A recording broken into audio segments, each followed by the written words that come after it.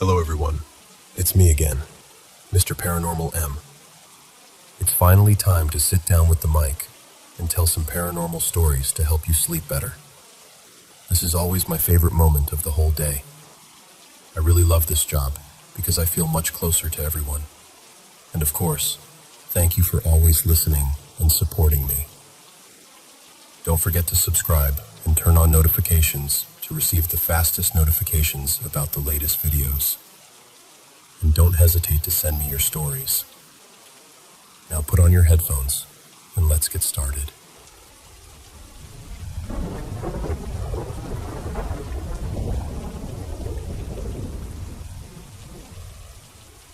Okay, so, as most people around me have figured out by now, I've had a lot of experiences with ghosts and the paranormal.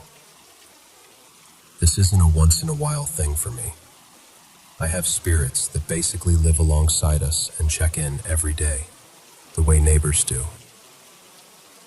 The ones I see most often are my good friend Riley, his twin brother Logan, and my husband's little shadow, Maya. Those three are kind of my regulars. They drift in and out of rooms, hang around when we're talking, and sometimes they're closer than the living people in my life. They've been with us long enough that I worry about them the way I worry about family. There are a few others who stay mostly in the house. There's Eli, who usually hides behind my mother-in-law's favorite chair. I'll see him crouched there, playing jacks on the floor, completely absorbed in his game, like a kid who never grew out of it. Then there's an indigenous teen who spends a lot of time by my mother-in-law's bedroom window, pacing back and forth. He has this protective energy, like he's on guard duty, because there's another spirit outside that same window that constantly tries to get in. You can feel the tension sometimes, like a quiet standoff. And then we've got the non-ghosts, the other entities. Two of them stay with us pretty regularly, Zeke and Lena. Zeke is technically a succubus, and Lena is an incubus. Don't ask me why the labels don't line up with what people usually expect. Trust me, I've given up trying to make it make sense. I let them pick what I'd call them, and those are the names they chose. That's kind of the theme in my life. I meet very odd beings, and half the time, I just roll with it. We also get visitors who drop in from time to time, like my stepdad and my husband's grandmother. They don't hang around constantly, but they come through enough that I can tell when they're near.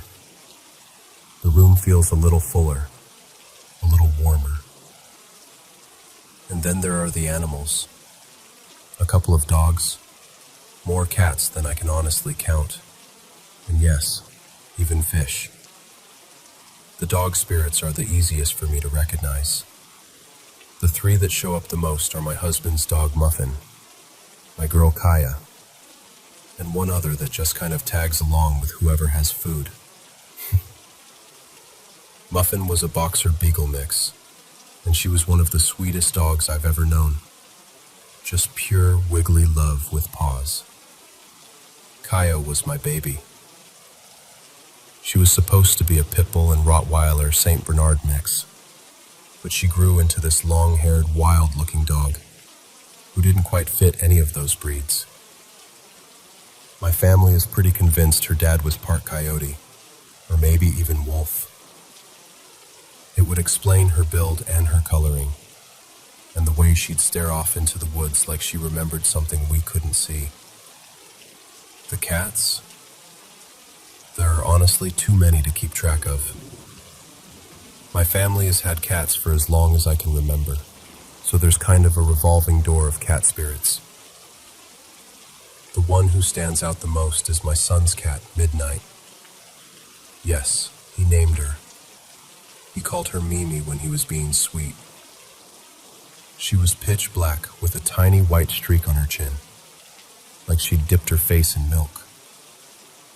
Every so often she'll pop back in, and because my current dog is about the size of a large cat, we'll catch a glimpse of Midnight and think it's Pumpkin, our little dog, slipping around the corner. Then Pumpkin comes trotting in from the opposite direction, and we just look at each other like, okay, that was definitely the cat. Something a lot of psychics or mediums won't always say out loud is that we are constantly surrounded by spirits, ghosts, non-human entities, and even what I'd call demons, though not in the strict Christian sense. They're around us in everyday life, way more than most people realize. And here's another thing that ghost shows and dramatic stories usually leave out. Not all entities are evil. They're not all out to hurt you or ruin your life. Most of them are just trying to navigate whatever living their death looks like for them. They have routines, attachments, habits, just like we do. So if you ever move into a new place and feel a presence, or you're out somewhere and you sense a spirit nearby, try not to jump straight to fear. For the most part, they're not there to harm you.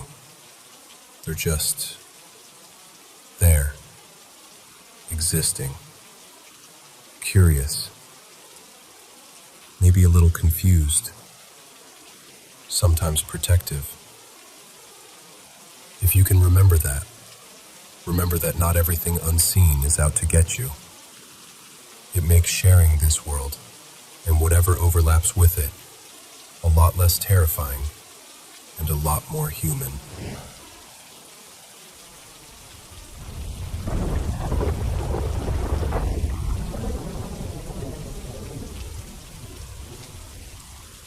You know, every time we drive along the river near the Astoria-Megler Bridge, I can't help looking up toward that old fort on the Washington side. Fort Columbia. If you're heading out toward Long Beach, you actually pass right underneath it.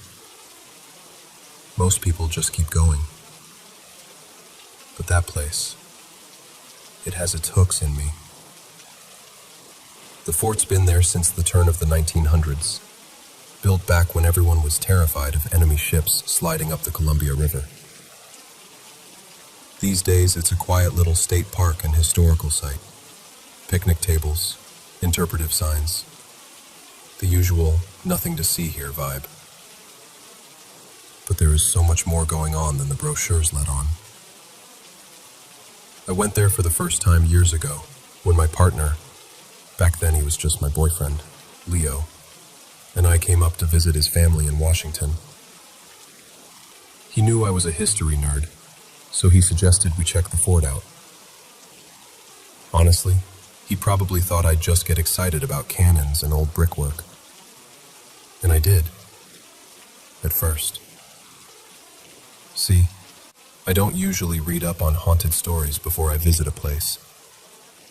I like to go in clean, if that makes sense. I want to feel it for myself before other people's experiences get in my head. So I had no idea what people said about Fort Columbia. I just knew it was old, and old places remember things. From the parade ground, you can see the bridge stretching across the water, and on a clear day, you can even make out the Astoria column way off in the distance. It's beautiful in that quiet, melancholy way. Like the whole place is permanently stuck between then and now. The first time we walked up toward the barracks, I felt it immediately. You know that feeling when you walk into a crowded room and everyone stops talking and looks at you? That's what it was like, except the barracks were empty. I hadn't even gone all the way inside yet. I was just standing there in the doorway, and suddenly I could feel men watching me. Dozens of them.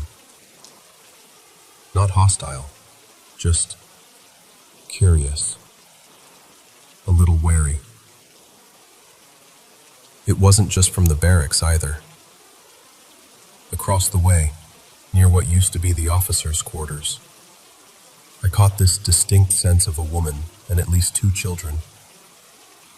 I never saw them clearly, but it felt like a mother trying to keep her kids still while they peeked out from behind her skirts to look at the strange visitor wandering around their fort. All of that, honestly, I could handle. I've felt spirits before. That kind of background hum is almost normal to me in old places. But the bunker? The artillery bunker is different. The minute we stepped down into it, the air changed. It felt heavier, like something was pressing against my chest. There were soldiers down there too. Spirits moving around, doing their jobs, checking equipment that hasn't existed for decades. Most of them didn't care that we were there. They just brushed past like we were ghosts to them. And then there was the other thing. I call it the shadow because I still have no better name for it. It isn't just a dark shape in the corner. It's like the absence of light and sound and warmth all at once. Even when I couldn't see it fully, I could feel it. The way you can tell someone is staring at you from behind without hearing or seeing anything. On that first visit, I tried to ignore it, pretend it was my imagination. But that only works for so long. We were walking through the bunker, my hand trailing along the cold concrete wall. And every few steps I kept catching it out of the corner of my eye, always slightly off to my left. Always just far enough away that if I turned my head quickly, it would slip out of focus. The fear hit me hard. And I've dealt with dark things before. Entities that didn't feel human. Places that hold on to anger. But this was new. This was deeper. Older. Wrong in a way I still can't quite put into words. Eventually, I saw it more clearly. I've encountered things without faces before, but this one felt like it wanted me to know it was aware of me. Not curious, not indifferent, focused. I froze. My whole body went cold. Hands, feet, even my scalp. I remember thinking, oh, this is bad. This is really, really bad. That's when Leo moved. He didn't see what I saw, not fully, but he could tell something was wrong. He stepped in front of me, just instinctively, putting himself between me and that thing. For a few seconds, it was like the air thinned out around us, like the bunker itself was holding its breath. And then, just like that, it was gone. Or at least, it felt like it retreated. We left shortly after that. I didn't say much until we were back in the car, and even then I could tell Leo was watching me out of the corner of his eye, like he was waiting for me to say, "Just kidding, I'm fine." I wasn't fine. The weird thing is, I knew I'd go back, and I have. We've been to the fort several times since then.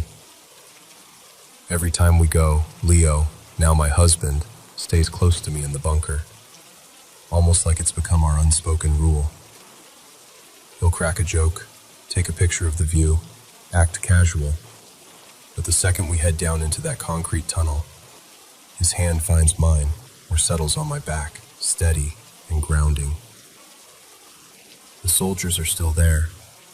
The women and children are still there. The fort is still as beautiful and heartbroken as ever. And the shadow is still there too.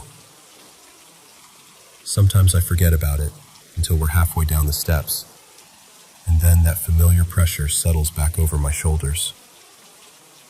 I don't always see it, but I can feel when it's paying attention.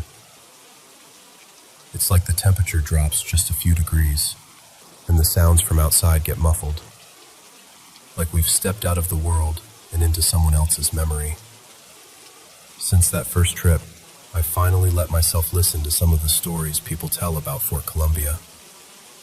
Legends about soldiers who died there, families who lived on base, rumors about people sneaking in at night to mess with seances and Ouija boards and whatever else TikTok tells them is a good idea. Some of it might be true. Some of it is definitely exaggerated. But here's the part that bothers me. None of those stories explain this thing. Not the faceless shadow. Not the way its presence feels so out of place. Like it doesn't quite belong to the fort, but it's attached to it anyway. I've heard whispers that people come out there after dark, breaking into buildings, trying to stir things up for a scare. Maybe they woke something up they didn't understand. Maybe they opened a door and never really closed it. I don't know. What I do know is this. If I'm scared of it, and I work with this kind of energy more than most people, I can't imagine what that shadow feels like to someone who has abilities they don't even know they have. Someone who's sensitive, but hasn't learned how to protect themselves yet. Someone who just thought they were going on a cute little historical day trip. I keep telling myself I need to go back with a clearer intention, not just to visit, but to really sit with it, to try to understand what it is, or at least what it wants. To see if it's something bound to that place, or something that wandered in looking for a foothold. Part of me is terrified, and part of me feels like the fort is asking me to. Like it's tired of holding this thing alone.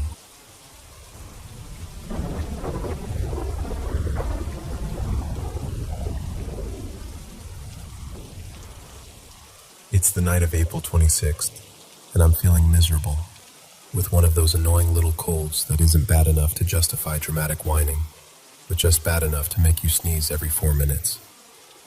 My husband, Daniel, is technically retired now, but he's still a champion insomniac, so to spare him my sniffling and coughing, I took myself downstairs to sleep on the couch and scroll on my phone for a while. At some point I dozed off, phone in hand.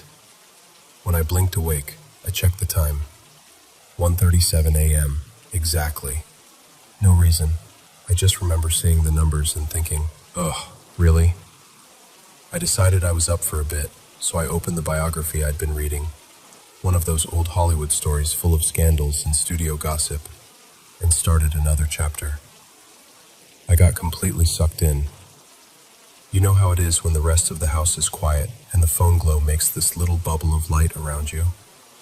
It was just me, the couch, and this dead movie star's bad decisions. And then, out of nowhere, it sounded like a tiny tornado exploded in the foyer. I mean that literally. 1 second, silence. The next, this whirring, churning rush of air, like someone had turned on an industrial fan inside a closet. It was loud.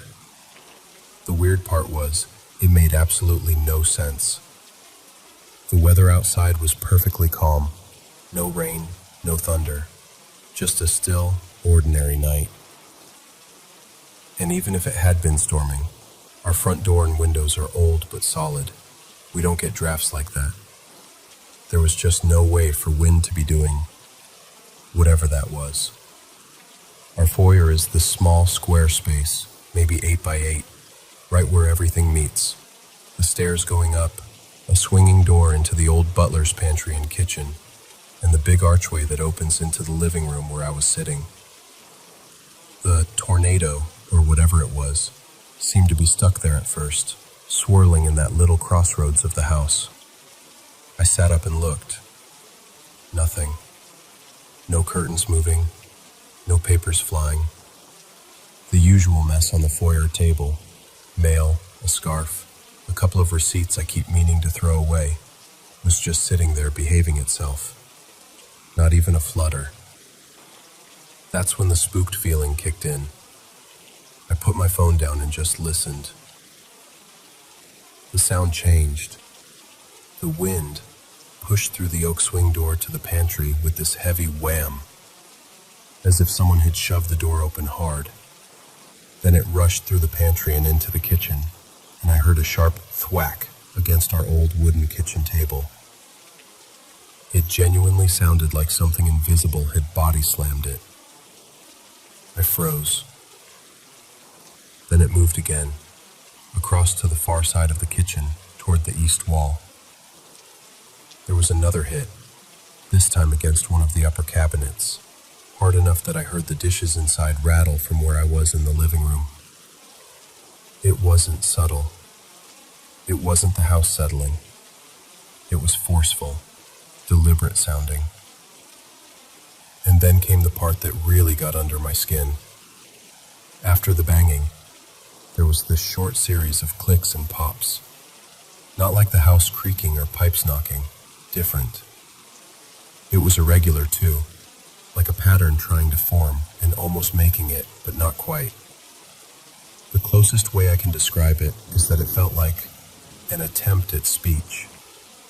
Not in any language, obviously, but there was something strangely intentional about it. Finally, I heard what sounded like heavy, slow footsteps. Thump, thump, thump, crossing toward the back door. Then, silence. Just the ordinary quiet of our sleeping house. I tried, very bravely I might add, to be rational about it. Old house, weird acoustics. Maybe the furnace did something odd. Maybe a branch fell just right. My brain started grabbing for any explanation it could find. I picked up my phone and tried to go back to reading, but my eyes were just sliding over the words. My heart wouldn't settle. Finally, I thought, you know what? I don't have to be brave. I can just go upstairs. So I did. I crept up the stairs, half expecting to hear that strange wind start up again behind me. But the house was quiet. When I peeked into the bedroom, Daniel looked like he was actually asleep, for once. I figured if he'd heard anything, he would have been up pacing, or at least sitting in bed blinking at the ceiling. Since he seemed peaceful, I didn't say a word. I just slipped under the covers, tried not to cough in his direction, and eventually drifted off. Morning came, and with it, that maybe I dreamed it feeling. My cold had mostly cleared up, which helped me convince myself that I'd probably been a little feverish, a little fuzzy-headed, maybe half dreaming. It all sounded more dramatic in my memory than it had really been, right? That's what I told myself while I made coffee. Then Daniel shuffled into the kitchen, hair sticking up, and squinted at me. "What on earth was going on down here last night?" he asked. "You were stomping around the kitchen, banging cabinets. Did you have a full-blown snack attack or what?" I just stared at him, because I hadn't been in the kitchen. I hadn't even gotten off the couch until I came upstairs. And that's when my little, maybe I imagined it theory quietly packed its bags and left.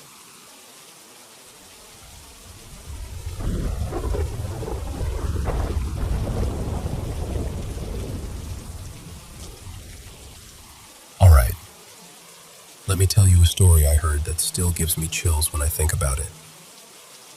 So, do you believe in life after death?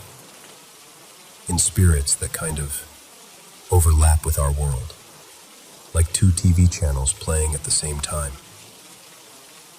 You can't always see the other one, but sometimes the signal crosses.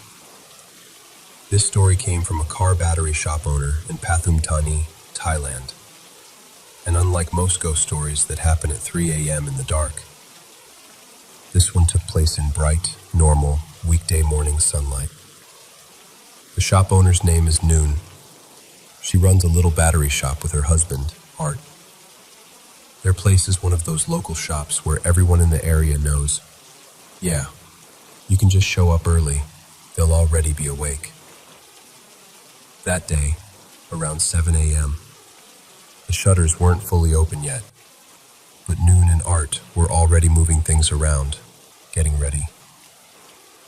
As they're sweeping and setting up, a car slowly pulls up to the front. Noon recognizes it right away. Regular customer. Same stickers on the back window, same slight dent on the bumper.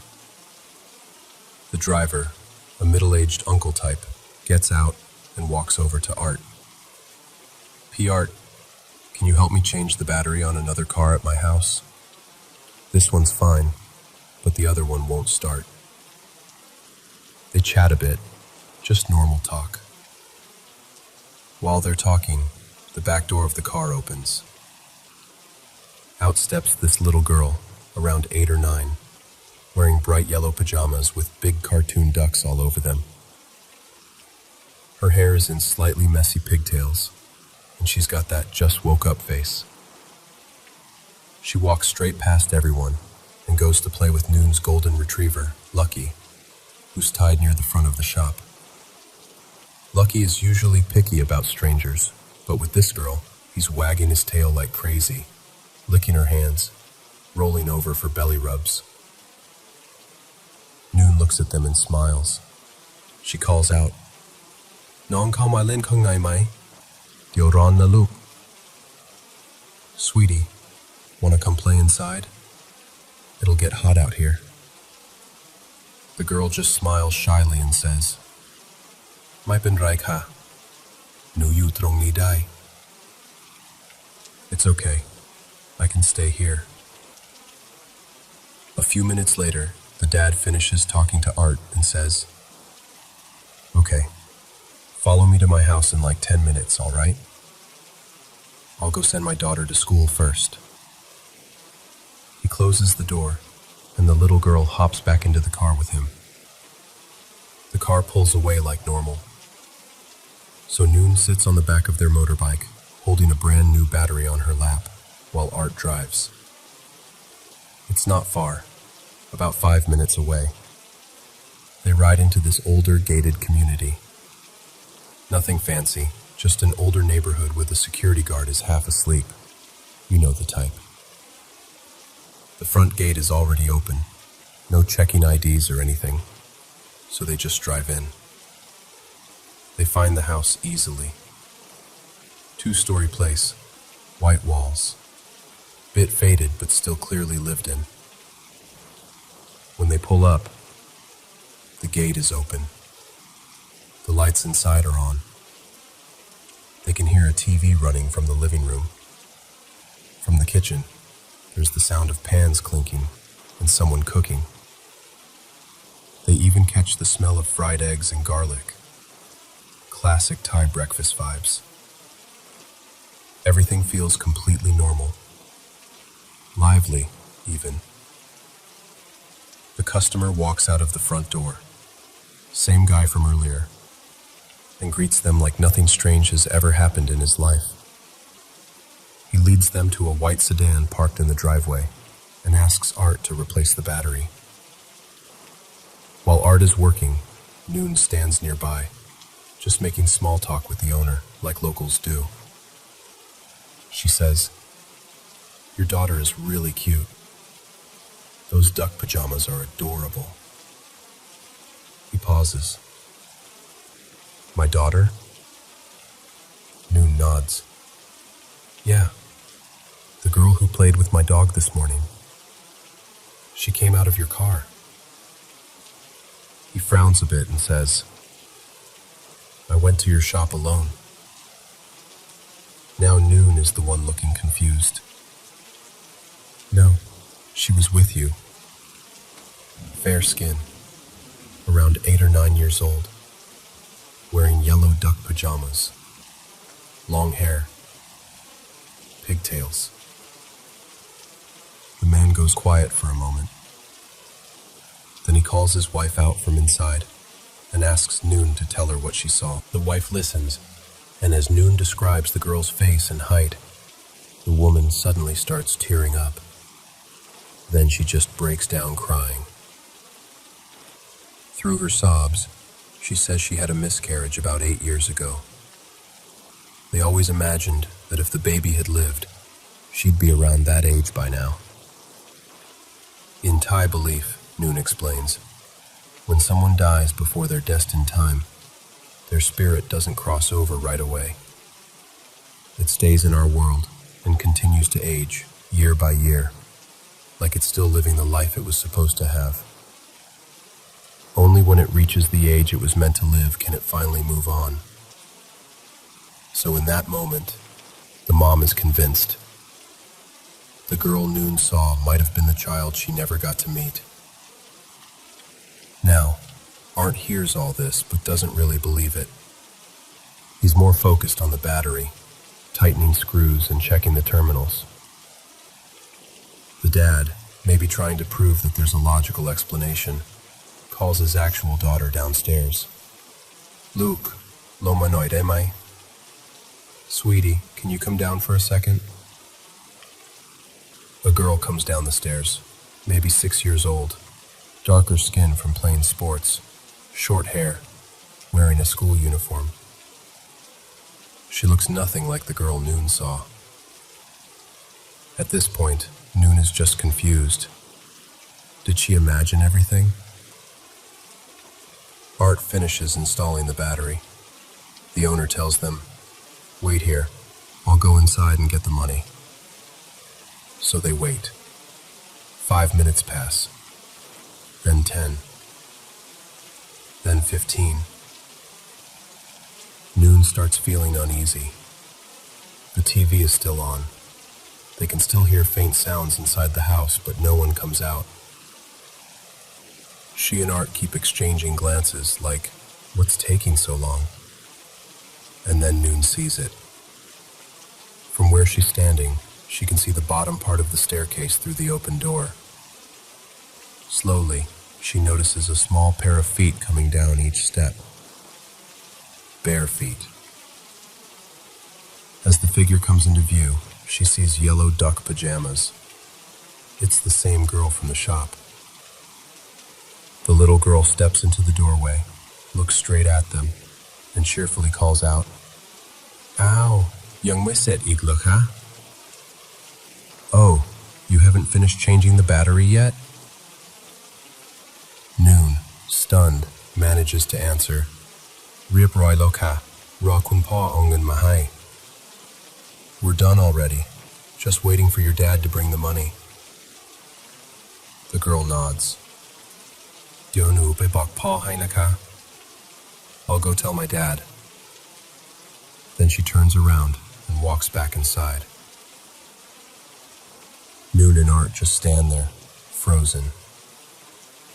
Art suddenly says, very firmly, "Bye, glapran kan lui." "Let's go.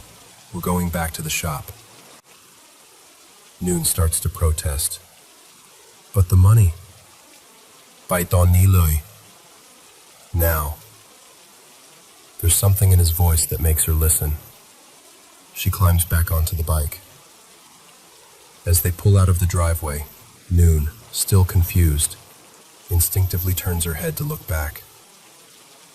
Art snaps, louder this time. "Ya han be mong." Don't look back. But you know how it is. When someone tells you not to look, you want to look even more. So she does. And what she sees nearly makes her lose her grip on the battery. The lively neighborhood from earlier is gone.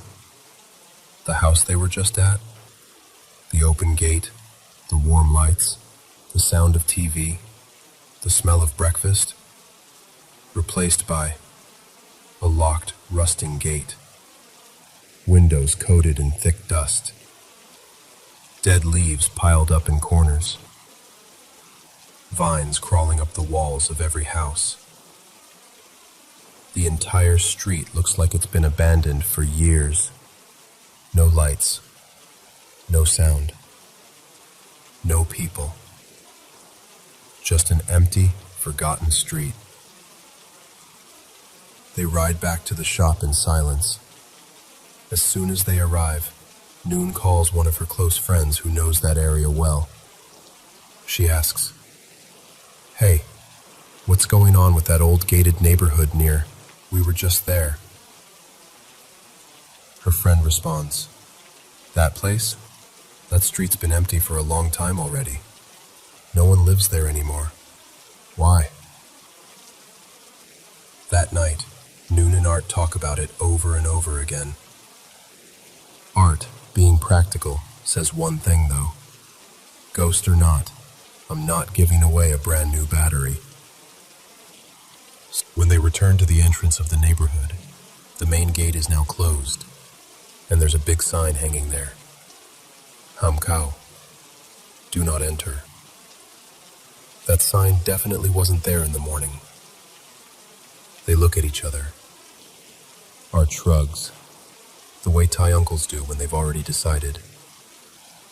He squeezes the motorbike through a side gap and drives in anyway. They ride slowly down the same street. In daylight, it's even clearer. The whole area is abandoned. Houses are dusty, gardens overgrown. No curtains, no movement, no signs of life. When they reach the same house, the gate is locked with a chain. The driveway is covered in weeds. There's no white sedan, no sound, no TV, just silence. Art climbs over the gate while Noon waits outside, peeking through the bars. A minute later, he calls out, "Noon, look over there." She stands on her tiptoes and sees it. Lying on the ground near where the car used to be, half buried in tall grass, is a battery box. In it is the same new battery she'd been holding earlier. Art swears he installed that battery into the white car that morning. But now, the car is gone, and the battery is back on the ground like it was never used. He grabs it, climbs back over, and they head home without saying much. Later, after asking around even more, they learn the full story. There used to be a family in that house. A mom, dad, and a young daughter. One morning, on the way to take their daughter to school, they were in a car accident. All three of them died.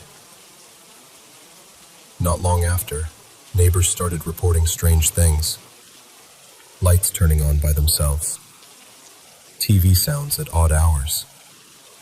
The faint noise of people talking or cooking.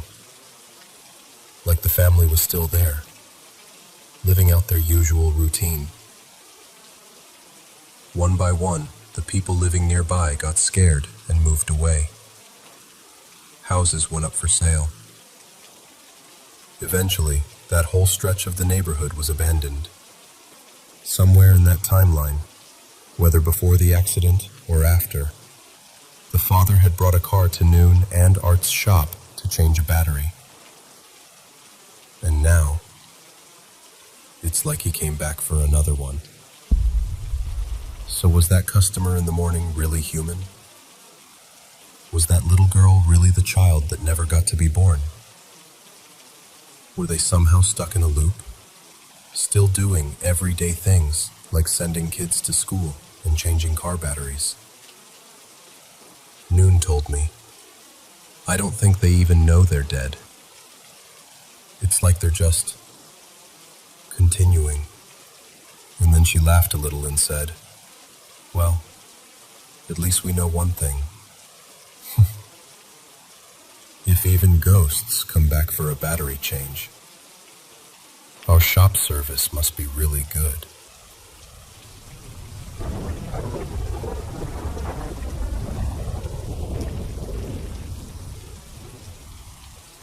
I don't mean it in a heavy way, more like, do you ever feel that some people don't quite leave, even when their bodies do? That maybe they're just next door, in a place we can't see yet. My name's Noi, and I run a small car battery shop with my husband, Tung, out in Pathamtani. It's a simple place, metal shutters, the smell of rubber and engine oil, and a lazy brown Thai Bang cow dog named Milo, who thinks he owns the street. This happened a few years ago. and it still gives me goosebumps when I think about it. That morning, it was around 6:30 a.m. The shop wasn't officially open yet, but the locals know that if the front lights are on, they can knock. Tun was in the back making coffee, and I was sweeping the floor, half awake. A silver SUV pulled up in front of the shop. I recognized it right away. We'd seen that car plenty of times before, regular customer. The driver's door opened, and a man stepped out, neatly dressed, like he was on his way to work. He greeted me politely, and then walked over to Tun. He said he needed a new battery, not for this car, but for another one parked at his house. He asked if we could bring the battery over and change it there, because he needed to drop his daughter at school soon. While they were talking, the back door of the SUV opened. Out stepped this little girl, maybe around 9 or 10 years old, wearing light blue cartoon pajamas with big yellow ducks on them. Her hair was tied into 2 small pigtails. She didn't say anything, just walked straight past me to where Milo was dozing by the doorway. Milo is usually picky about strangers, but with her, he wagged his tail and rolled over like they were old friends. I smiled and said, "Nong, you can come play with him inside if you want. The floor's cleaner in here."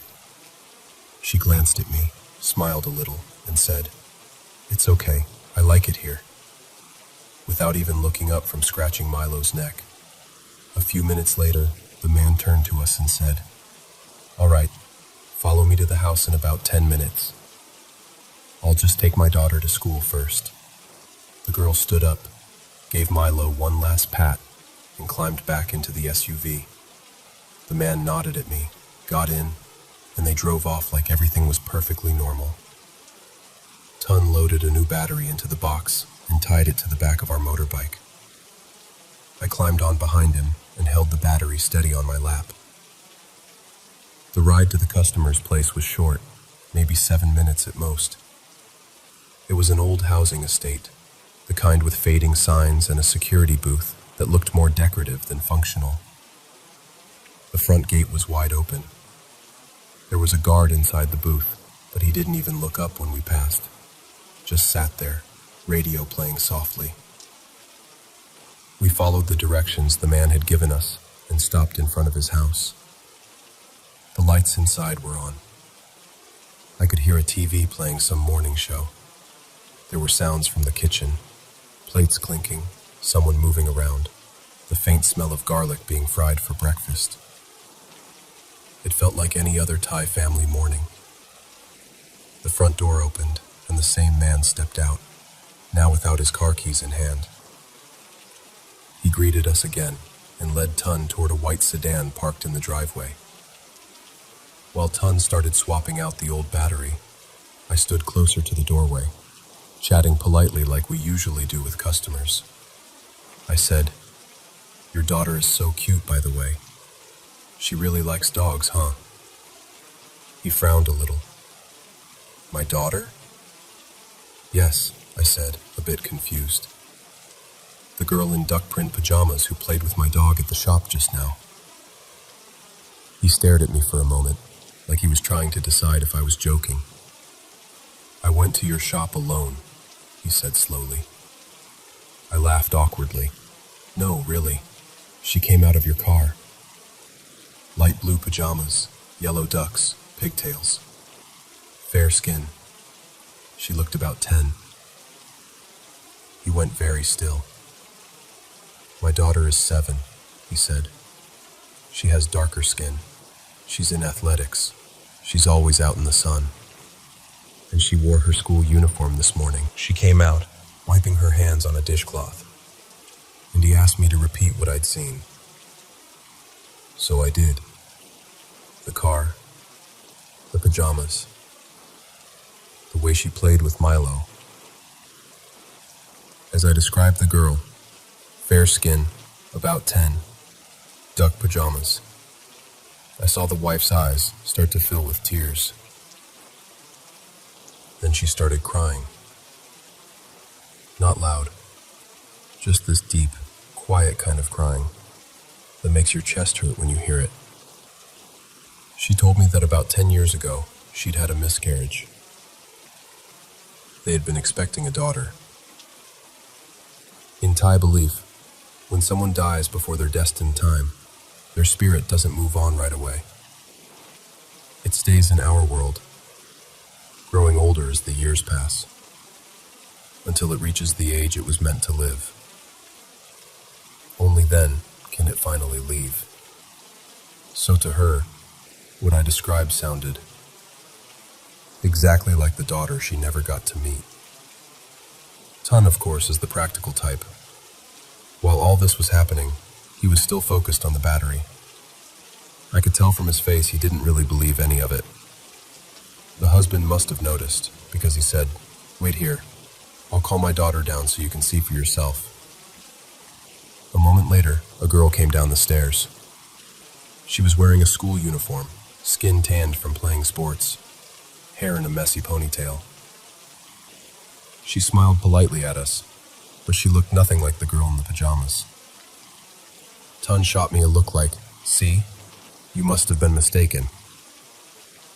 I didn't argue.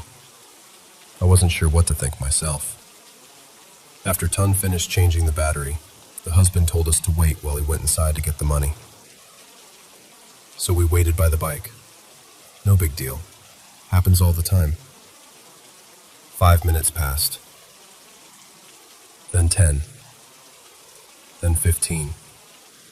You know when a normal wait starts to feel wrong, like time is stretching a bit too much? Ton and I looked at each other. He shrugged, but I could see he was getting uncomfortable too. The house was still, but the TV was no longer audible. I couldn't hear the kitchen sounds anymore. It was just quiet. Then, from inside the house, I heard the soft thump, thump, thump of small footsteps on wooden stairs. A pair of small feet appeared at the top of the staircase, and then she stepped into view. The same girl. Same light blue pajamas with yellow ducks, same pigtails, same calm face. She walked down the stairs like she'd done it every morning of her life. She slid open the front door and looked straight at us. "Oh, you haven't finished changing the battery yet?" she called out, sounding surprised. My heart dropped into my stomach. "The battery's done already," I managed to say. "We're just waiting for your dad to bring the money." She tilted her head, as if thinking, then said, "I'll tell him," and turned around, walking back into the house. The door closed behind her. I just stood there, frozen.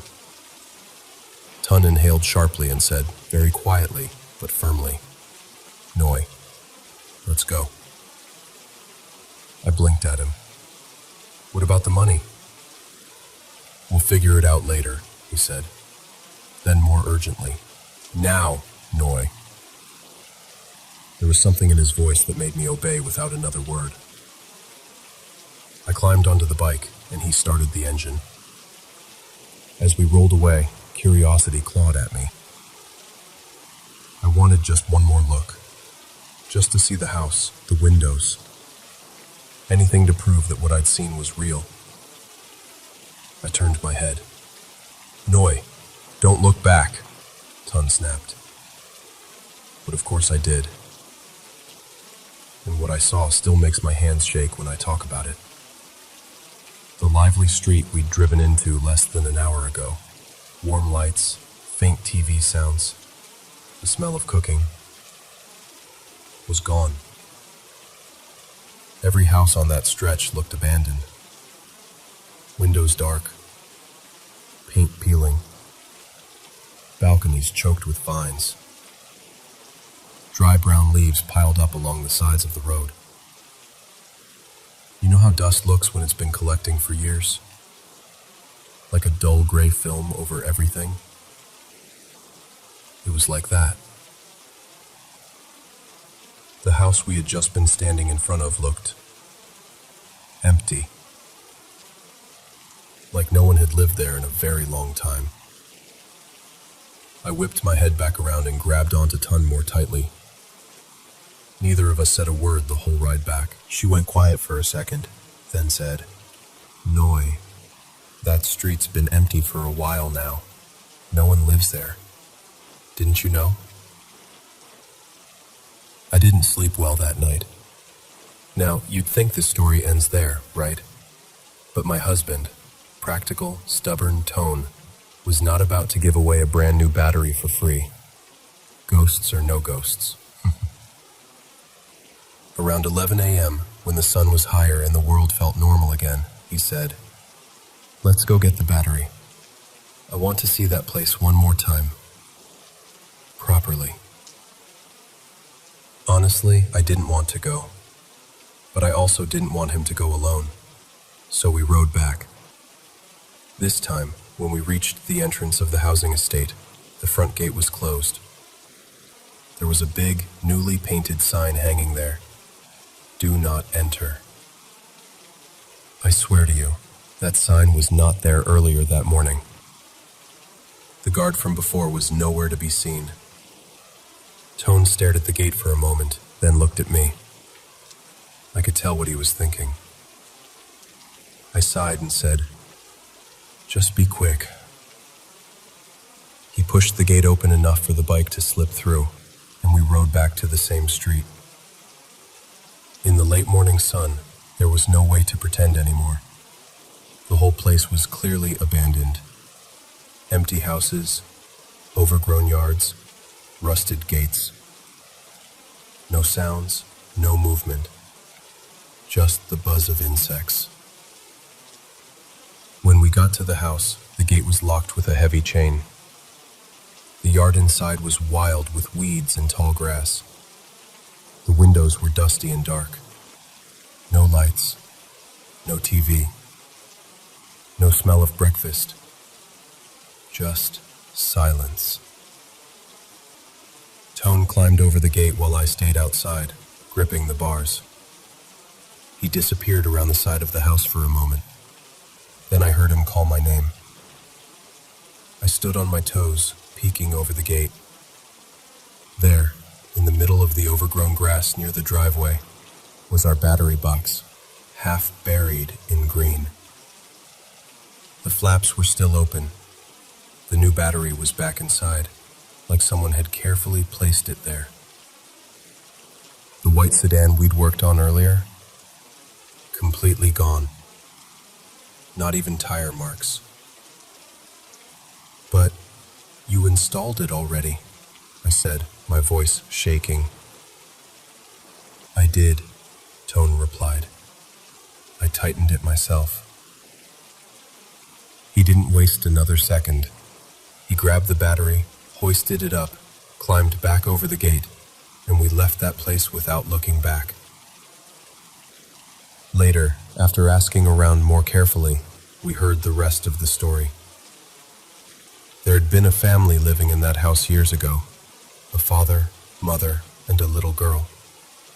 One morning, while driving their daughter to school, they got into a serious accident. None of them survived. Not long after the funeral, neighbors started noticing strange things. Lights turning on in the house at night, the TV flickering, the sound of people talking, of cutlery clinking, of a child laughing. Curtains moving when no one lived there anymore. Some neighbors tried to ignore it, others couldn't. One by one, people on that stretch of road put their houses up for sale. Eventually, the whole area became known as a place people avoided. I had heard rumors, but I never connected them to that particular house. Until that day. So, was the man who came to our shop that morning really alive? Was the girl in the duck pajamas just my imagination? I don't have a clear answer for you. But I remember how Milo's tail wagged when she played with him. I remember the weight of the battery on my legs as we rode into that estate. I remember the smell of garlic from their kitchen and the way the wife cried when I described the girl I saw. And I remember that when I looked back at that street, it was nothing but dust, dead leaves, and empty houses. I'll tell you this, though. Ever since that day, when I open the shop in the early morning and I hear little footsteps, or feel like someone small is standing just out of sight by the doorway, I always look down first, just in case there's a girl in blue duck pajamas waiting to play with Milo again.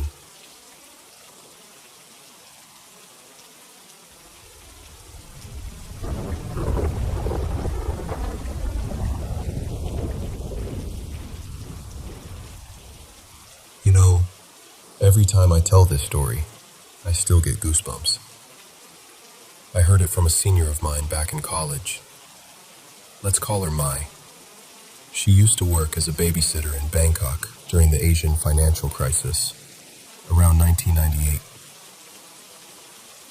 Her family's small garment shop had gone under almost overnight, so she was desperate for any job she could find.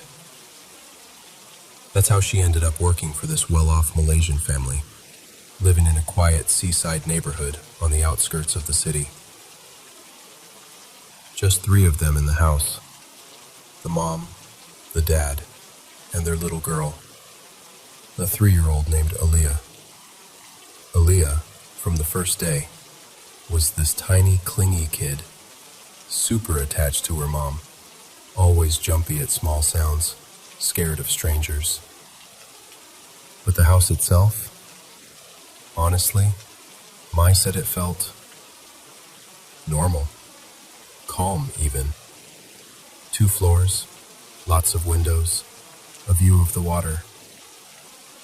She'd go in the morning, play with Aaliyah, feed her, clean up a bit, then clock out around 5 in the afternoon. Routine, quiet, nothing strange. For about a month. One day, the mom told Mai, "I'll be home late today. Can you stay a bit longer?" Extra pay, of course. And since Mai needed the money, she said yes right away. That evening, as the sun was going down, Aaliyah started getting really cranky. Whiny, clingy, just not herself. Mai assumed she was hungry or sleepy, so she went to the kitchen to warm some milk. She's there stirring the pot, half tired, half zoning out, when suddenly, Aaliyah screams. Like, full-on terrified scream. Mai drops everything and runs back to the living room, and Aaliyah is gone. Now, imagine that. You're responsible for someone else's child, and she disappears in the span of a minute. Mai said her heart just dropped, but she tried to stay logical. Aaliyah's only 3. She can't have gone far. So Mai starts searching the ground floor, calling her name, checking under tables, in the bathroom, everywhere. And then she hears it. Soft giggling from upstairs. She said it was that kind of giggle that kids do when they're playing with someone they really like. Except there was no one else in the house. Mai runs up the stairs, follows the sound, and it leads her to the master bedroom. The door is slightly open. She pushes it gently, and there, on the bed, is Aaliyah, sitting cross-legged, laughing, and poking at a doll. Mai feels this wave of relief. She's just glad the kid is okay. But as she walks closer, something about the doll hits her as wrong. It's about the size of a Barbie, but it doesn't look like any doll you'd see in a toy store. The skin looks too real. The hair is long and dark, like actual human hair. And then she notices the doll has fingernails and toenails. Not painted on plastic ones, actual little nails protruding out of its tiny fingers and toes. And when the light hits its face, she sees sharp, tiny fangs in its mouth. Mai told me, the moment I saw that thing, my stomach turned. It didn't feel like a toy. It felt like something that was watching. But at that moment, the doll was the least of her worries. She just wanted Aaliyah away from it. So she reaches out to pick Aaliyah up, and the kid suddenly screams. Blood starts dripping from one of Aaliyah's fingers. She's wailing now, holding her hand, and Mai is panicking, trying to see where the cut is, trying to calm her down. To make things worse, the house phone rings. It's the mom. She hears Aaliyah crying in the background and immediately asks, "What happened? What's wrong?" Mai, still in shock, can only say, "She's bleeding. Her finger is bleeding." The parents rush home soon after. Mai explains everything that happened and hands the doll over to the mom, thinking maybe it belongs to them. She goes pale, then furious. She turns to her husband and starts yelling at him. He snaps back, and suddenly they're both shouting at each other in a mix of Malay and Indonesian that Mai can't fully follow. She can tell one thing, though. Whatever that doll is, the mom did not want it near her daughter. Later, Mai would realize that night was when the hauntings really began. After that, the atmosphere in the house changed. Mai said she never felt alone, even when it was just her and Aaliyah. She'd be playing with the kid on the floor and feel this pressure, like someone was standing behind her, watching. Sometimes, out of the corner of her eye, she'd see a tall, shadowy figure at the end of the hallway. But when she turned to look directly, nothing was there. In the kitchen, while washing dishes, she'd hear faint whispers, soft, rhythmic, like someone reciting prayers in a language she didn't understand. There were no phones on, no radio, no TV. Just her and a 3-year-old. But the voices kept coming and going. This went on for months. By the 5th or 6th month, Mai had had enough. She needed the money, but she was worn down, exhausted from being scared all the time. She finally opened up to a close friend about it and told her, "I'm going to quit. I can't do this anymore." Her friend, trying to be supportive, said, "Okay, let me come over once. I'll keep you company, then you decide." A few days later, on a day when both parents were supposed to be out, Mai's friend came by. Mai opened the gate and greeted her, all relieved to finally have someone there with her. The first thing her friend says is, "Oh, I thought you said no one was home." Mai frowns. "Yeah, they're not. Just me and Aaliyah." Her friend looks up at the house, confused, and asks, "Then, who's that woman on the 2nd floor?" "The one with long hair, standing near the window." Mai turns around immediately. The window is empty. She tells her friend to stop joking. It's not funny. Then she pulls her inside the house. As soon as her friend steps in, she covers her nose and winces. "What's that smell? It's like something dead." Mai smells nothing. To her, the house is just the same as always. No weird odor, nothing. She laughs it off nervously and says, "Seriously, I don't smell anything. Come sit in the living room. I'll get you something to snack on. So Mai goes to the kitchen for a few minutes, and then she hears a scream. Not from Aaliyah, from her friend. She drops what she's doing and runs to the living room, just in time to see her friend bolting straight out the front door and through the gate, like she's running for her life. Mai chases after her, shouting, "What happened? What's wrong?" Her friend, shaking and out of breath, yells into the phone when Mai calls her. "That woman I saw upstairs, she came down. She was naked, and she tried to stab me." Mai thinks she's lost it. "What are you talking about? I told you, no one is here." Her friend insists, voice cracking, "I'm not making this up. She ran at me, Mai. Hair down to her waist, eyes wide, like she wanted to kill me." After that, Mai said, it stopped being just weird or uncomfortable. It became terrifying. But still, she kept quiet. Who could she tell? Who would believe her?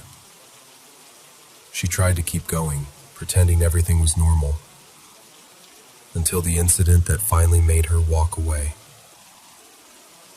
It was an ordinary afternoon. The mom was out, and Mai was doing her usual babysitting with Aaliyah. The dad, who was usually more like a ghost than any actual spirit, always working, barely talking to his daughter, was home that day. But that day, out of nowhere, he picks up Aaliyah and carries her upstairs. Mai finds it strange, but she doesn't say anything. She's in the living room tidying up when suddenly she hears Aaliyah scream again. This time, it's different. Louder. More desperate. Mai runs upstairs and finds Aaliyah standing there, both hands covered in blood. Not just one little cut on a finger, both hands, palms and fingers, bleeding. Drops of blood on the floorboards. The dad is standing a few steps away, just staring at his daughter. Not rushing to help, not comforting her, just watching. Mai rushes in, grabs Aaliyah, and tries to stop the bleeding. She's shaking, trying to figure out what happened, what cut her this badly. She calls the mom immediately. When the mom gets home, she and the dad go into their room to talk, and Mai overhears bits of it. The dad says it was an accident, that Aaliyah was playing with a knife and hurt herself. The mom doesn't buy it. You can hear it in her voice, the disbelief, the anger. They start arguing again, and Mai realizes something. Whatever is wrong in this house, it's not just the haunted part. It's the people. That night, she tells the mom she wants to quit. The mom breaks down crying. She begs Mai to listen to her first, says she needs to tell someone what's really going on, because she can't talk to anyone else. The family has a reputation. Her husband is a respected businessman, and no one would understand. So, she confides in Mai. She tells her that her husband is deeply involved in black magic and witchcraft. Not just a bit superstitious, full-on rituals, amulets, offerings. And that strange doll Mai saw? It's called a jenglot. The mom explains that people believe a jenglot has a spirit or ghost bound to it. It's treated like a charm or an amulet, supposedly bringing power, protection, or success. But it doesn't come for free. To take care of a jenglot, you have to feed it blood. And the bigger your wish, the bigger the sacrifice. Her husband, she says, believes that the purer the blood, the more powerful the result. Children's blood, especially from his own child, he sees as the ultimate offering for his business deals and ambitions. Mai feels sick hearing this. Suddenly, so many things click into place. Aaliyah's constant fear, the way she only truly relaxed around her mom. The random injuries, always brushed off as accidents.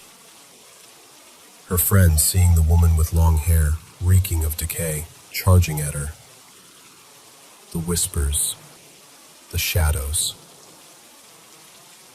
The mom says she found out about the jenglot and the rituals long ago, but she's trapped by culture, by family pressure, by fear of what her husband might do if she exposed him.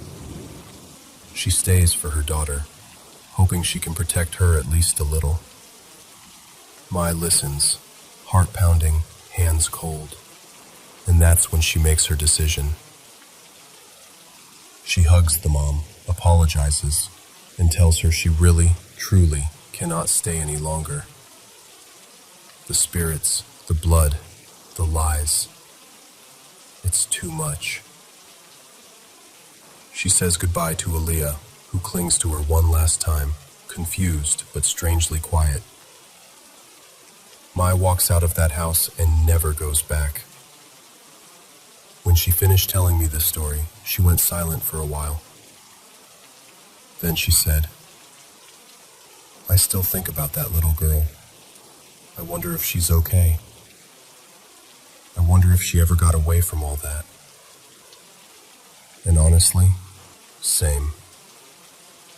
Because at the end of the day, all the ghosts and creepy dolls and black magic aside, the scariest part of this story isn't the jenglot. It's a father who could hurt his own child and call it sacrifice. She was only 3. Some people should never be allowed to have that kind of power over a helpless kid.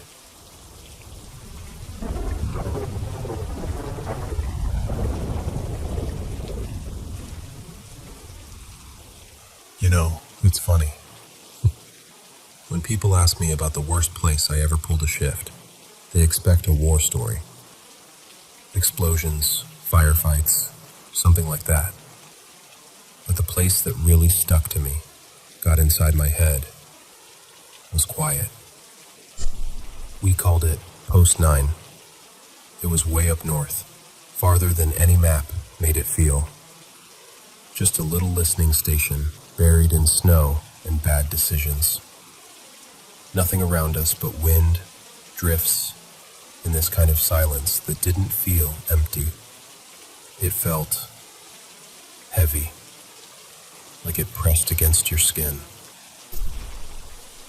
Nights there didn't really end. The sky just went from black to a slightly different black. The fluorescent lights in the barracks buzzed non-stop, one long, nervous note, and the walls always felt damp and cold, like they were sweating from the inside. My bunk was against the far wall, right under a cracked strip of paint. I remember that detail for some reason, that crack. I used to stare at it when I couldn't sleep. Anyway, one night, the wall above my head starts making this sound. At first I think, pipes. Old bass, shoddy repairs. Everything rattles when the wind decides to howl. Maybe mice, maybe the woods settling in the cold. You can explain away anything at the start, you know? But this wasn't just creaking or tapping. It was shaping itself into something. Into my name. I'm lying there, eyes closed, almost asleep, and I hear it, right over my head. This breathy little murmur, pulling my name out of the plaster. I froze. I remember feeling my heartbeat in my teeth. I waited, holding my breath so I didn't make a sound. But it didn't come again. Just the buzz of the light and the wind outside. Next night, though, it comes back. Clearer. Closer. This time it doesn't just say my name. After it whispers that, it says, "Open it." I sit up so fast I almost fall out of the bunk. I can see my breath in the air, like steam from a kettle. Everything is quiet, but that kind of quiet that feels like someone's listening. So I whisper back, because of course I do. I say, "Who's there?" Nothing. Just the light flickering a little, doing that nervous blink it used to do when the generator was thinking about quitting. And then I hear, "I'm inside." So soft I almost think I imagined it. But I didn't. I knew I didn't. It had weight. You ever notice that? Some sounds have weight. They push the air a little different, like you can feel them on your ear, not just hear them. I told myself it was isolation. Too many nights without real sleep. You start to hear patterns in the static, voices in the fans. That's normal, right? But I pressed my palm flat against the wall above my head, and I swear to you, there was something behind it. Not moving much, just breathing. By the third night, I'd talked myself into and out of believing it maybe 100 times. I told myself I wouldn't do anything stupid. I'd ignore it, put in earplugs, pray the generator would die so the whole place would go dark and force everyone to move. But that whisper kept coming. Little things. My name. Open it. Sometimes just this slow, drawn-out breathing, like someone on the other side was trying not to cough. So that night, I snapped. I waited until my bunkmate, Malik, solid guy, never asked too many questions, was out on watch. Base was dead quiet. Just me, the humming light, and the sound in the wall.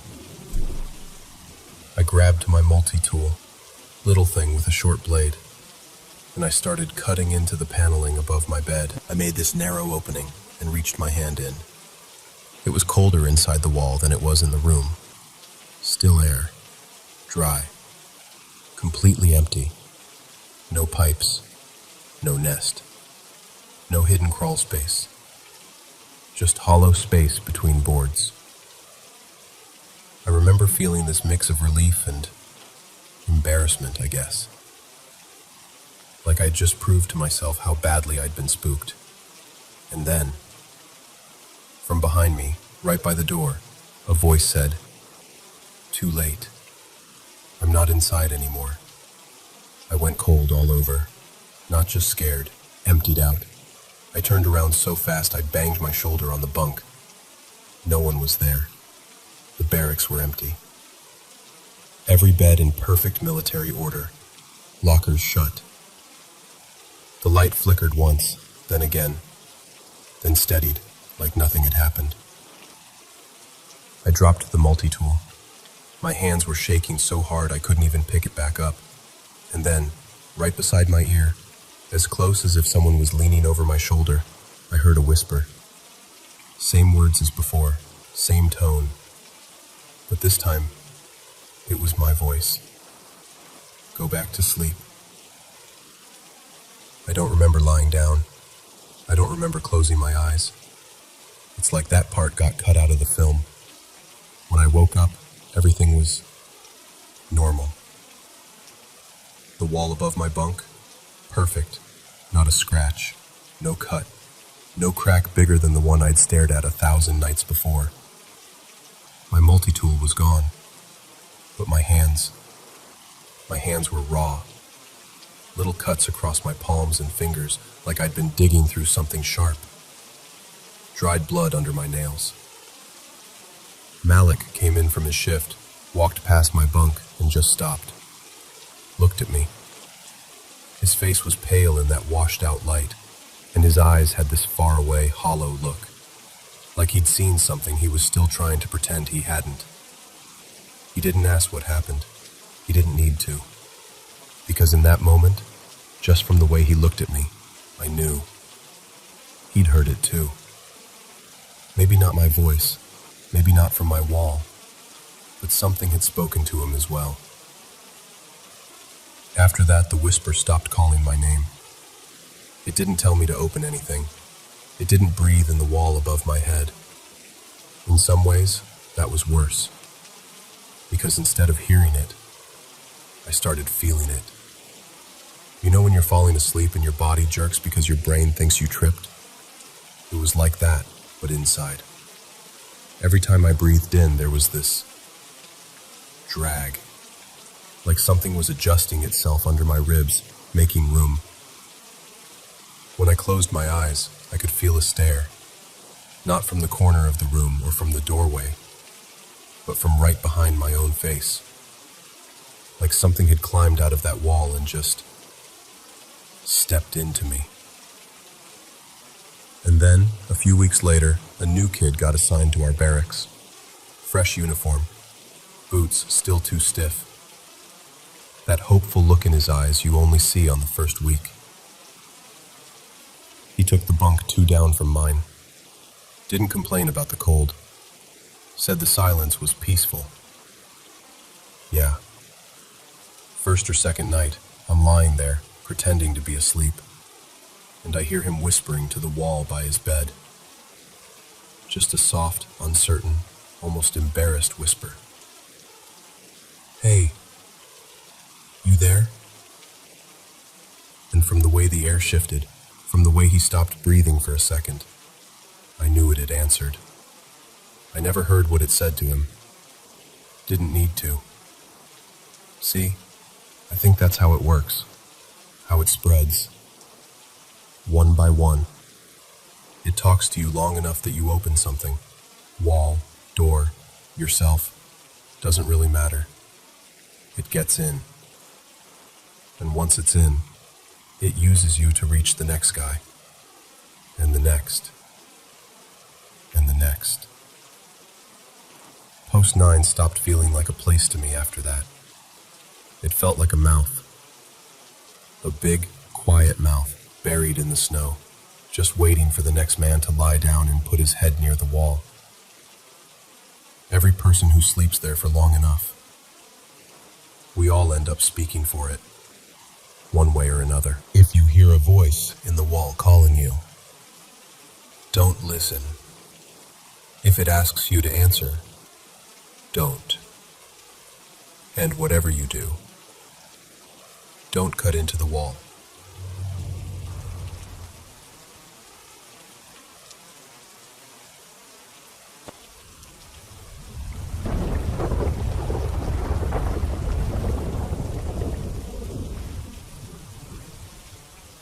So, hey, I've never really told this whole story out loud like this before.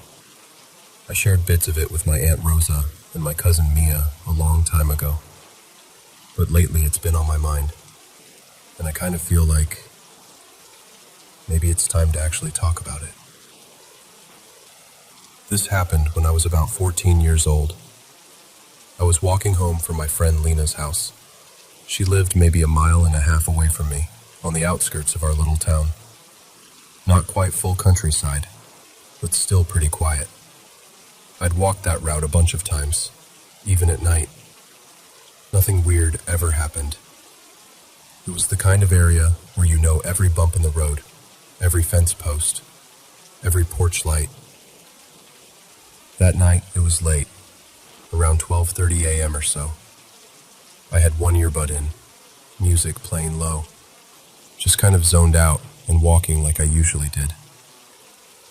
And then, out of nowhere, this awful feeling hit me. It was like my body realized something was wrong before my brain did. My chest tightened, my skin went cold, and I suddenly felt like I wasn't alone anymore. Not in a maybe someone's around way, but in a something is watching you way. My feet actually stopped moving on their own. I pulled my earbud out and just stood there on the side of the road, listening. It was so quiet. No cars, no dogs barking, just my own breathing. I looked out to the side of the road, over this stretch of empty field that I'd passed 100 times. And that's when I saw it. There was this shape, a shadow figure standing out in the field. Not near a tree, not by a fence, just there, by itself. When I noticed it, it was already facing my direction, like it had been watching me the entire time. When its head turned a little, like it was really locking eyes with me, my whole body went numb. It was tall and dark and wrong. That's the only way I can explain it. Almost like those internet stories about Slender Man, but not exactly. It didn't have a clear face. It was more like a human-shaped hole cut out of the world.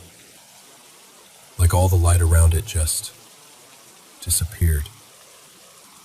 I don't know how long I stared at it, but at some point it tilted its head, just a tiny bit, and then it started running straight at me.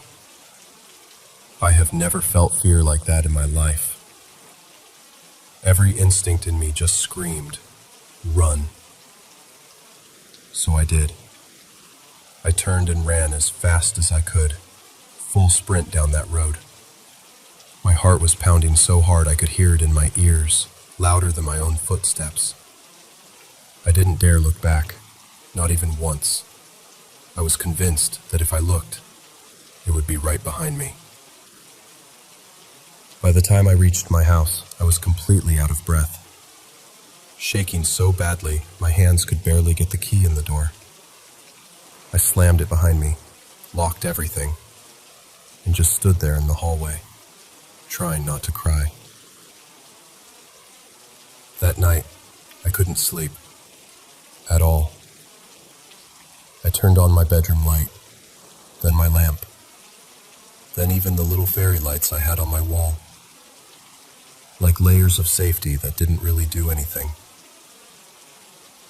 I sat on my bed with my back against the wall, knees up, just waiting for the sun to come up. At some point, though, my body must have given in, because I did fall asleep. And that's when the dream started. In the dream, everything felt normal at first. I was hanging out in the park with some friends from school, just talking and messing around.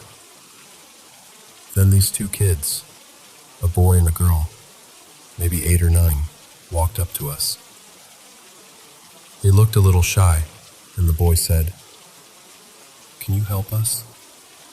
Our grandma fell, and we can't lift her." We went inside, and everything felt heavy. The air, the silence, all of it. The kids walked me into a living room where this figure was sitting in a chair facing away from us. I assumed that was their grandma. I said, "Hi, are you okay?" and took a step forward. The two kids moved to either side of me. When I glanced at them, they were smiling in this way that didn't match their eyes at all. Then their grandma started to move. She stood up slowly, her back still to me, and as she turned around, she wasn't a grandma at all. She was that same shadow figure from the field.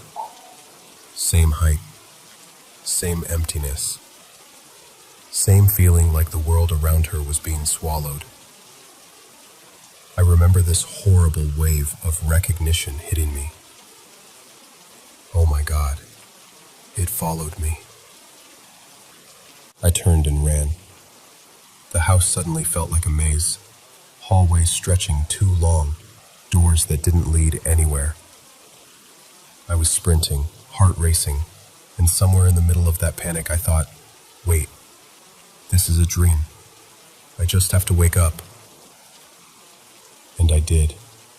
I snapped awake in my bed, except I couldn't move.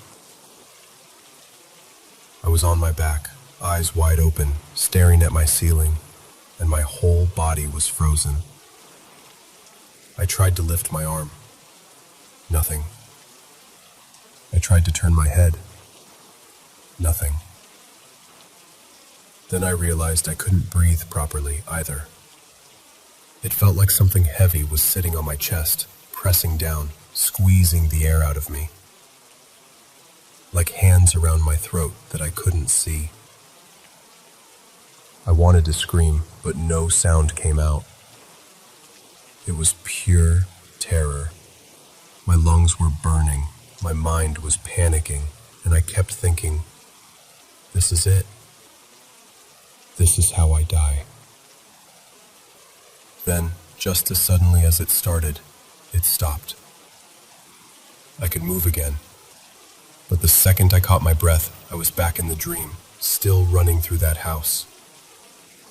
This happened twice. Wake up, can't move, can't breathe, something choking me. Then snap back into the dream.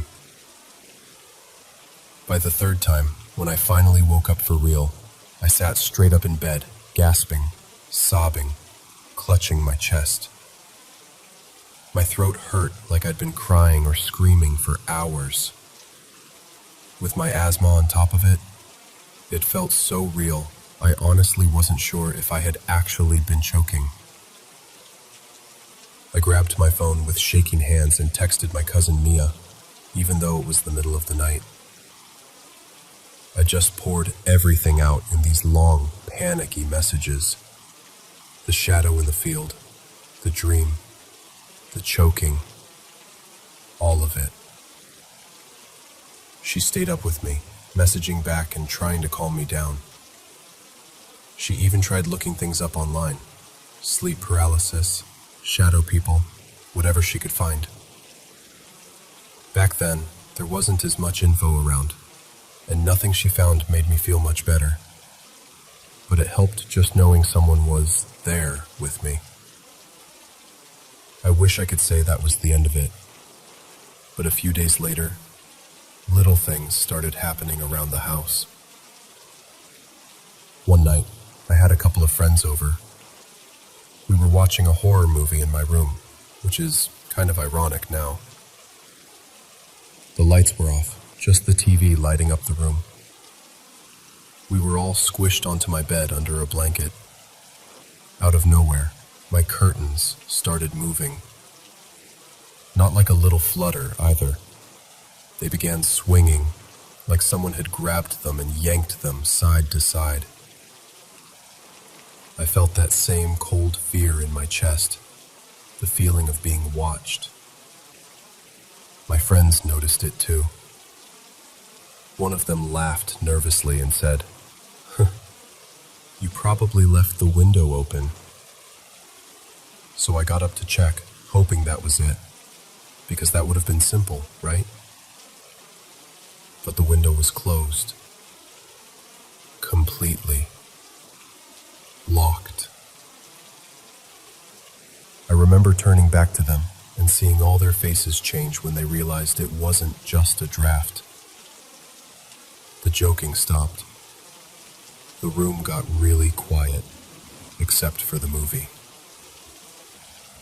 Then, as we were all just staring at each other, something else happened. Suddenly, one of the letters, the O from home, dropped to the floor. Just that one. No others moved.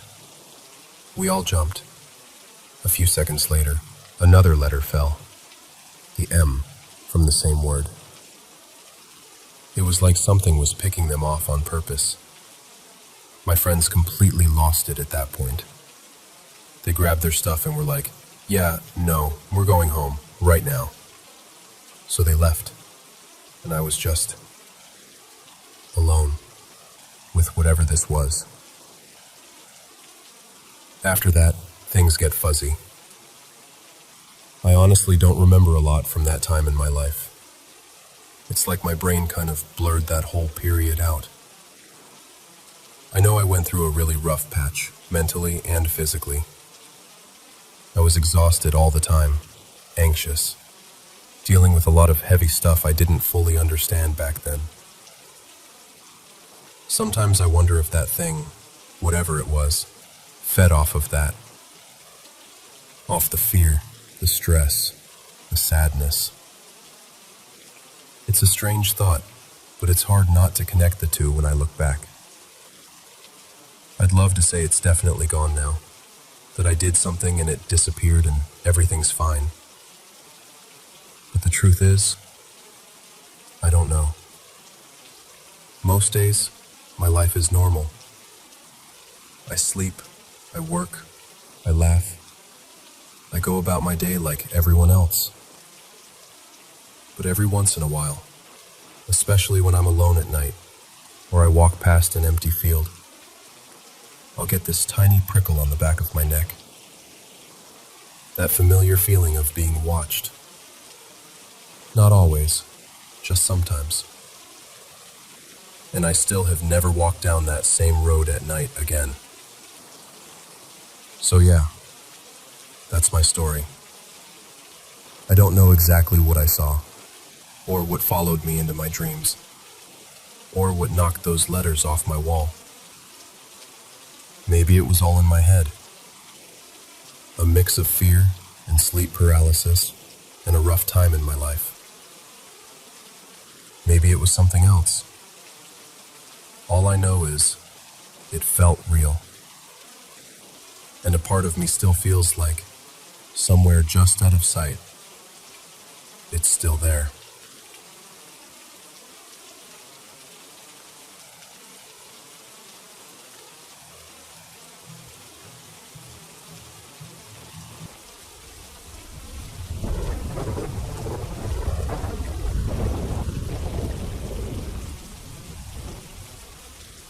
So, this happened back in August of 2023, just outside a small town in rural Pennsylvania.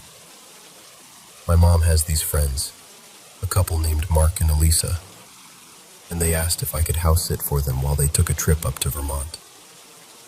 I was 24 then, and honestly, a quiet week in a big old house sounded kind of perfect. Free place to stay, some alone time, 2 cats to hang out with. Easy, yes. Their place was one of those older homes that somehow feels bigger on the inside than it looks from the street. You know the kind I mean. Narrow hallways, creaky wooden stairs, and more tiny doors and weird little closets than any house really needs. It had this faint smell of old books and laundry detergent, which was actually kind of comforting at first. The first few days were totally normal. I fed the cats, watered the plants, went to work during the day, and at night, I'd curl up on the couch and just binge Netflix or fall down YouTube rabbit holes. The cats, Milo and Pepper, followed me around like little shadows, then disappeared to sleep in the master bedroom once they got bored of me. On the 4th night, I was up late in the living room, on my laptop. It was quiet, just that low hum old houses have. And then I heard it. Footsteps. Upstairs. Not just random creaking, like actual footsteps. Slow. Deliberate. Crossing from one side of the upstairs hallway to the other. My first thought was, okay, one of the cats definitely got shut in a room. The house isn't huge, so that seemed logical. I paused my show, went upstairs, and pushed open the master bedroom door. Both cats were there, curled up at the foot of the bed, dead asleep. I stood there for a second, trying to listen for anything else, but it was just silence. I told myself, old house, wood settles, it's fine.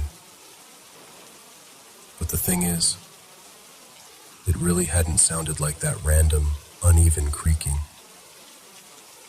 It genuinely sounded like someone walking. The next night was worse.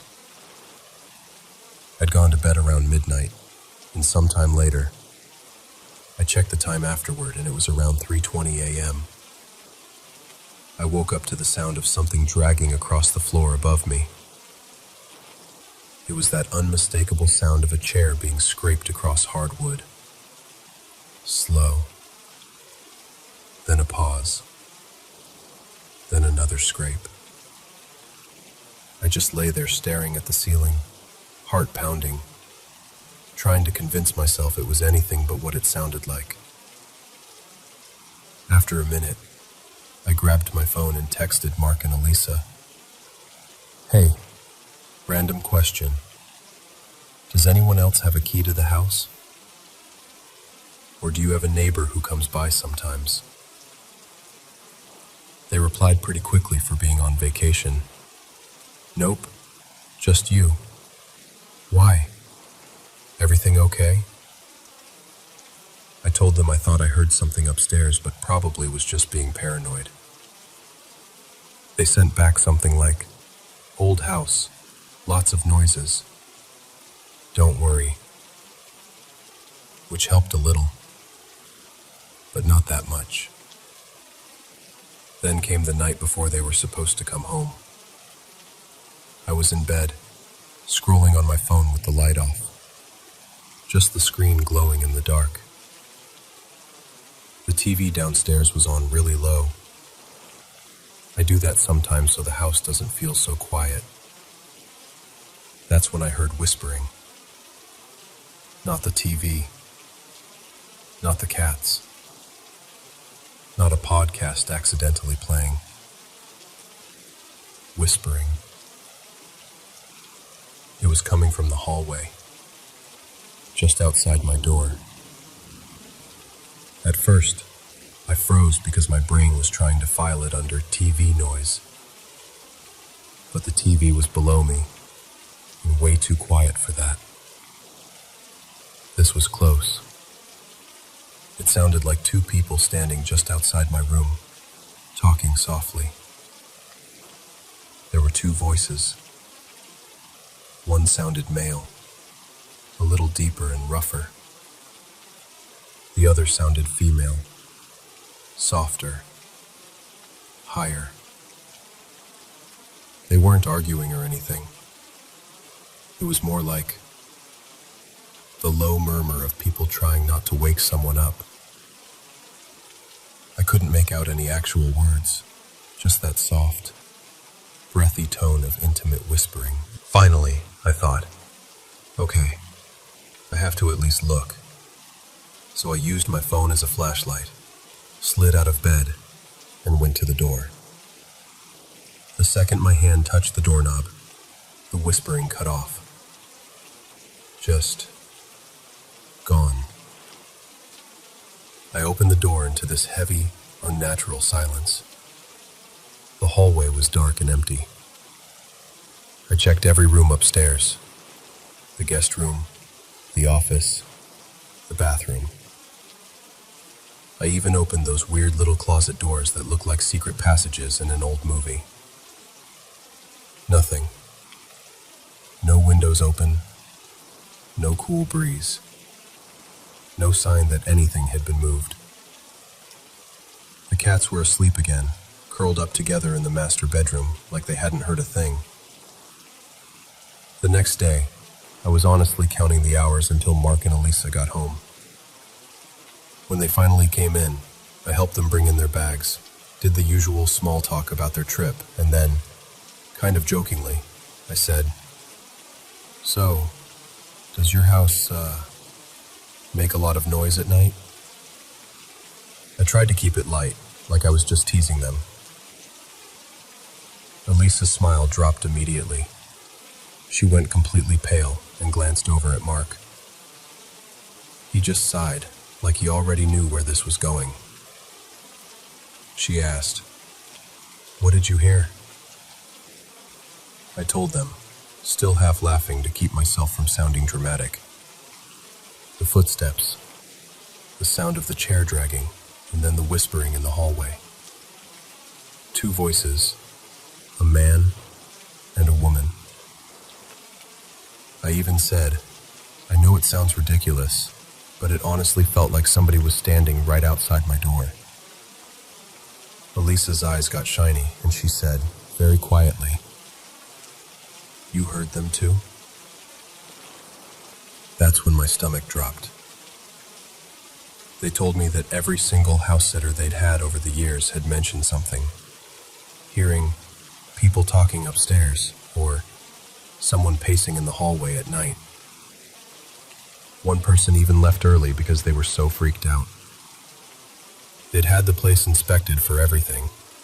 Bad wiring, strange drafts, animals in the walls. Nothing.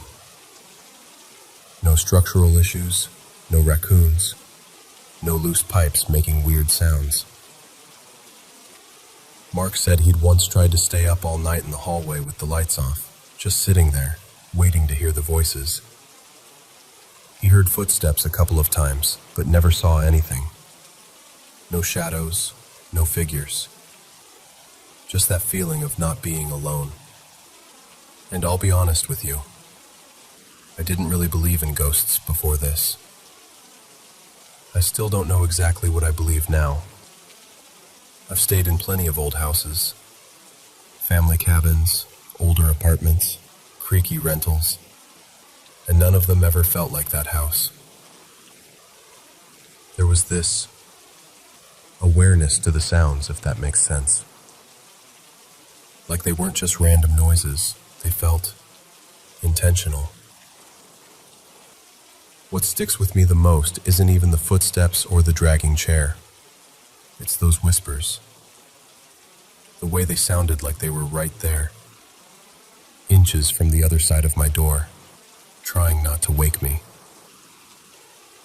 I couldn't tell you a single word they said. It was more the tone, the presence of it, like someone leaning in too close in the dark. So yeah, that's my house-sitting story. If you've ever experienced anything similar, especially in an older house, I'd honestly love to hear about it. Part of me really wants a logical explanation, like some super specific way sound travels in old homes that makes it seem like voices and footsteps. But another part of me is starting to accept that maybe there are some things we just don't have neat explanations for. Either way, I still think about that hallway sometimes, and I still sleep with my door all the way closed now.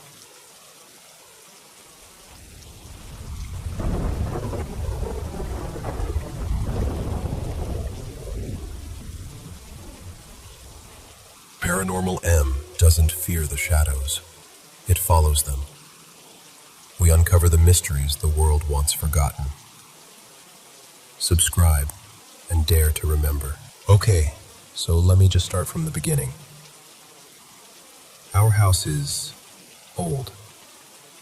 Not like charming old, more like it's seen some things old. The first floor was the original house. Before my family ever moved in, it belonged to an elderly couple.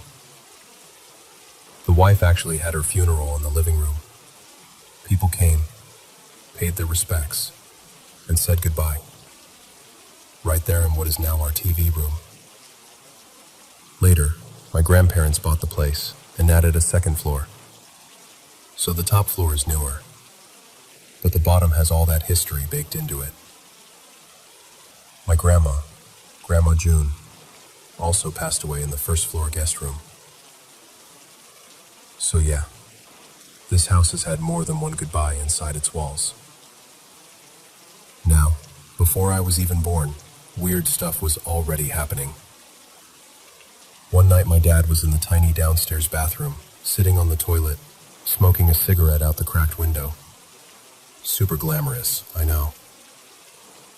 He said he suddenly heard a very clear, very stern voice right behind him say, "Put it out."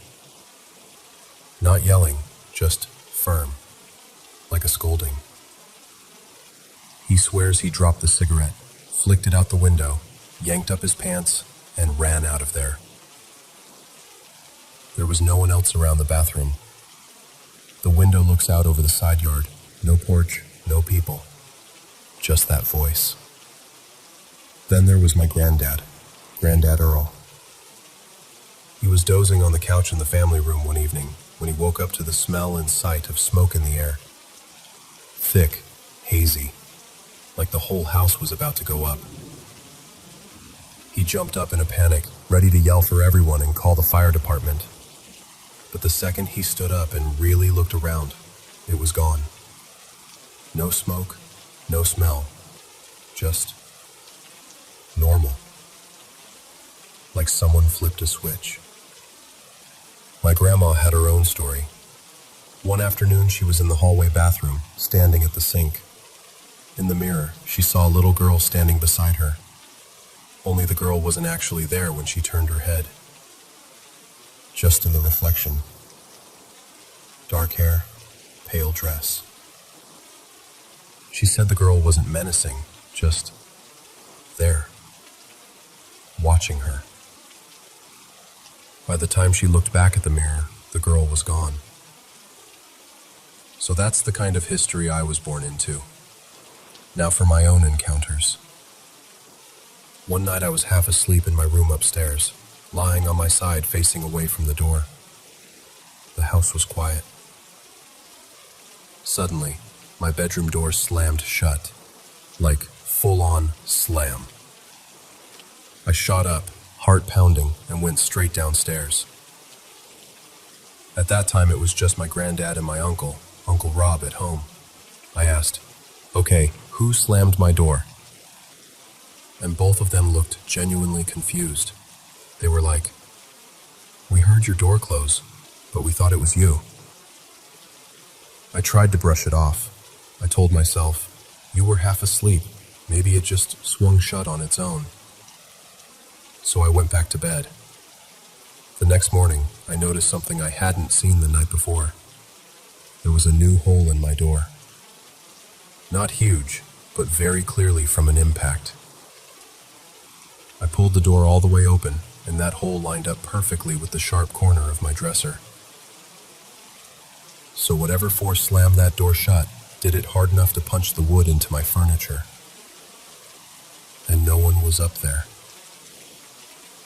Another time, my friends and I were having a sleepover. We were all in my room on the second floor. Blankets everywhere, snacks, the whole thing. It was late, and the house had that super quiet, middle-of-the-night feeling. Out of nowhere, we heard this sound outside. Like someone dragging heavy chains across the backyard. Not fast. Slow. Metal scraping over the ground. We all went silent, just listening. You know when everyone's trying to pretend they're not scared, but nobody moves? That was us. Finally, we peeked out the window, expecting to see something. A neighbor, a prank, anything. No one was out there. No shadows, no movement. Just the backyard. Now, the strangest thing that ever happened involved me and my mom at the same time, but from two totally different angles. Let me tell you my side first. That night, I went to bed earlier than usual. I pulled my door mostly shut, left it just a little cracked, and made sure it was unlocked. I always did that because my granddad liked to peek in sometimes to check on me, or say goodnight if I was still awake. It made me feel safe, knowing someone could come in if they needed to. I remember settling in and thinking it was going to be a normal night. I'm one of those people who almost always wakes up at least once. Bathroom, water, scrolling my phone, something. But that night, I didn't wake up at all. I slept straight through. Now here's what my mom, Elena, says happened downstairs. She was sleeping in the family room on the first floor, right at the bottom of the stairs. It's an open space, so you can hear everything, every step, every door. She says she heard my bedroom door open upstairs. Then she heard what she thought were my footsteps coming down the stairs, creaking in that way our steps always creak. She heard me cross through the downstairs hallway, walk into the living room, and move around for a bit. She assumed I was getting water or a snack or something, so she didn't sit up or turn around. Her back was to the room the whole time. After a while, she heard the footsteps go back toward the stairs, then climb up. My bedroom door opened again, shut again. She figured, okay, she's going back to bed.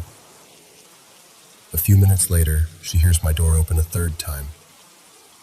Footsteps down the stairs, this time only halfway. Then they stop, right on the staircase. She calls out my name. Hey, what are you doing? Why are you just standing there? She says that right after she asked, the footsteps slowly turned around on the steps, went back up to the second floor, walked into my room, and the door closed again. She thought I was just being weird or sleepwalking or something. Eventually, she fell back asleep. Now back to me. Like I said, I slept the entire night. No getting up, no bathroom trips, nothing. In the morning, I woke up feeling kind of weirdly rested.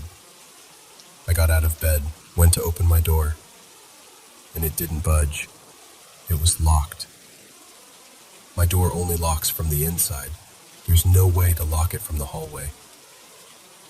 I just stood there for a second, staring at the doorknob like, how? I clearly remembered leaving it cracked and unlocked, specifically so my granddad could check on me if he wanted. I unlocked it, went downstairs, and my mom immediately asked, "What on earth were you doing last night?" I was confused and told her, "I didn't get up at all. I slept the whole night." That's when she told me everything she heard. The door, the footsteps, me supposedly walking around, then standing halfway down the stairs and going back up again. We just kind of sat there looking at each other like, so if that wasn't me. That one still gives me chills. Bonus story. My boyfriend at the time, let's call him Liam, was in my room with me one afternoon. We were just hanging out, talking, nothing spooky. Suddenly, we both heard this loud noise in the room. It sounded like something heavy shifting or dropping. I heard it from his side of the room. He heard it from my side of the room. We both whipped around and immediately accused each other. "What did you knock over? What did you do?"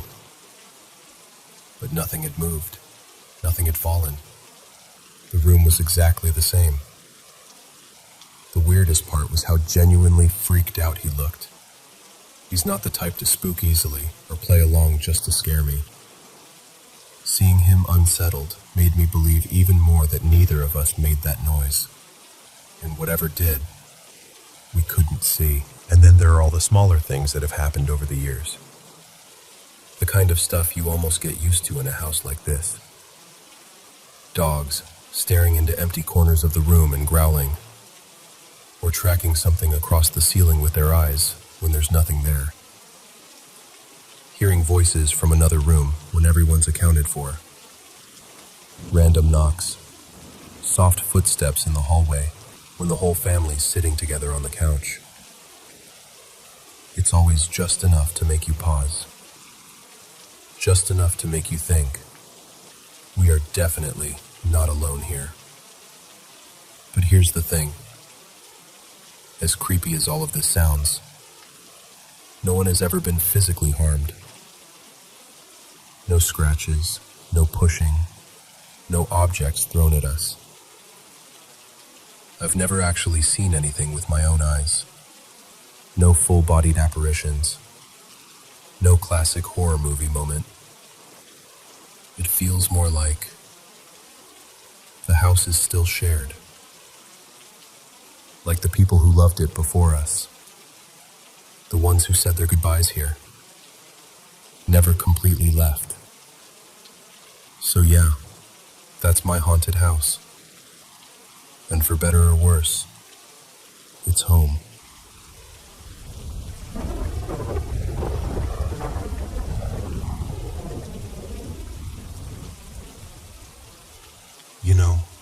Every time I tell this story, I still get that same little chill in my chest. So, I must have been about 8 years old. We were out in the countryside, on this narrow dirt road that led to my Aunt Rosa's house. It was late at night, one of those nights where everything feels too quiet, like the world is holding its breath. My Uncle Javier was leading the horse, and I was sitting in front of my mom, Elena, on the saddle. He'd brought this gray cat in a little cloth bag as a gift for my aunt. I remember feeling really excited about it because I loved animals, and the cat had these bright yellow eyes that stared at everything. It was so dark that night. No streetlights, just the pale moon and the shapes of trees. I was small, so all I could really see were shadows and the outline of the road. My mom was holding the cat at first, kind of pressed against her coat so it wouldn't jump. At some point, she moved the cat into my arms, and I was trying to be gentle. But suddenly, I started hearing these cries. Loud, long wails, like a woman sobbing somewhere far away, but also right next to my ear. It didn't sound like an animal.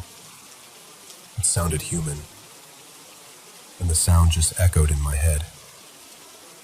As soon as I heard it, the cat went crazy. It started scratching my arms, digging its claws in, like it wanted to get away from me. I yelped and complained to my mom that it hurt, and she quickly took the cat back, trying to calm it down. I remember looking up and noticing the sky was cloudy, like the moon kept slipping in and out behind the clouds. We reached a crossroads, and my uncle said we needed to turn left. Right there, near the turn, there was a signpost. In my memory, it was this old, worn blue sign with white letters showing the way to the village. And that's when I saw her.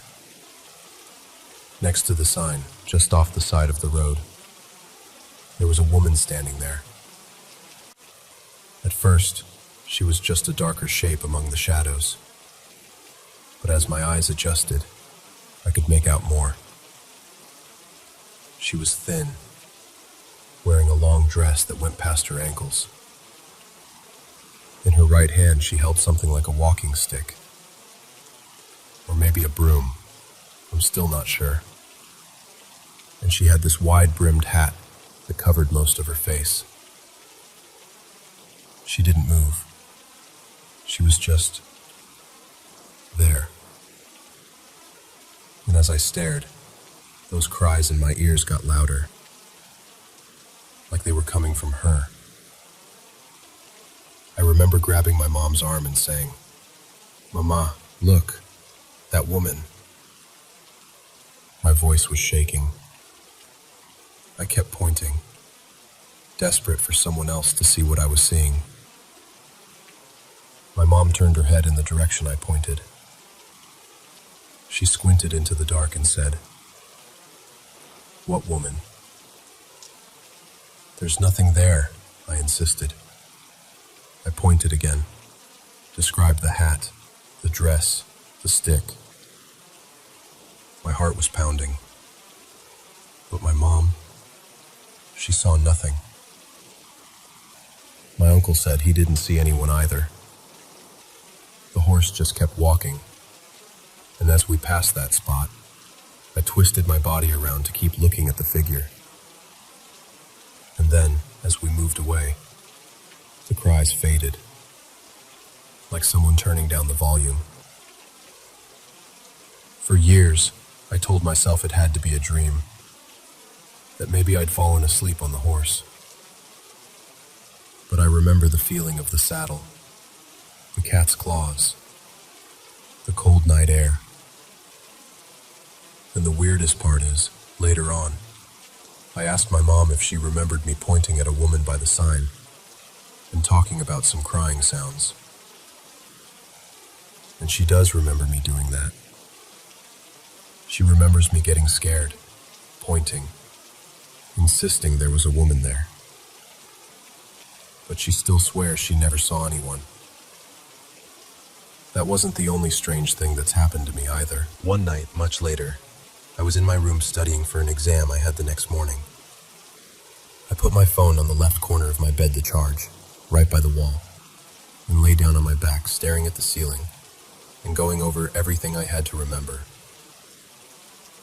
After a few minutes, I suddenly realized I hadn't set my alarm, so I sat up, reached over to grab my phone, and it wasn't there. The charger cable was hanging down off the side of the bed, stretched tight, like it had been pulled. There was this little gap between the bed and the wall where things sometimes fell, so I thought, great, I must have kicked it off somehow. But I hadn't heard anything fall. No thud, no clatter, nothing.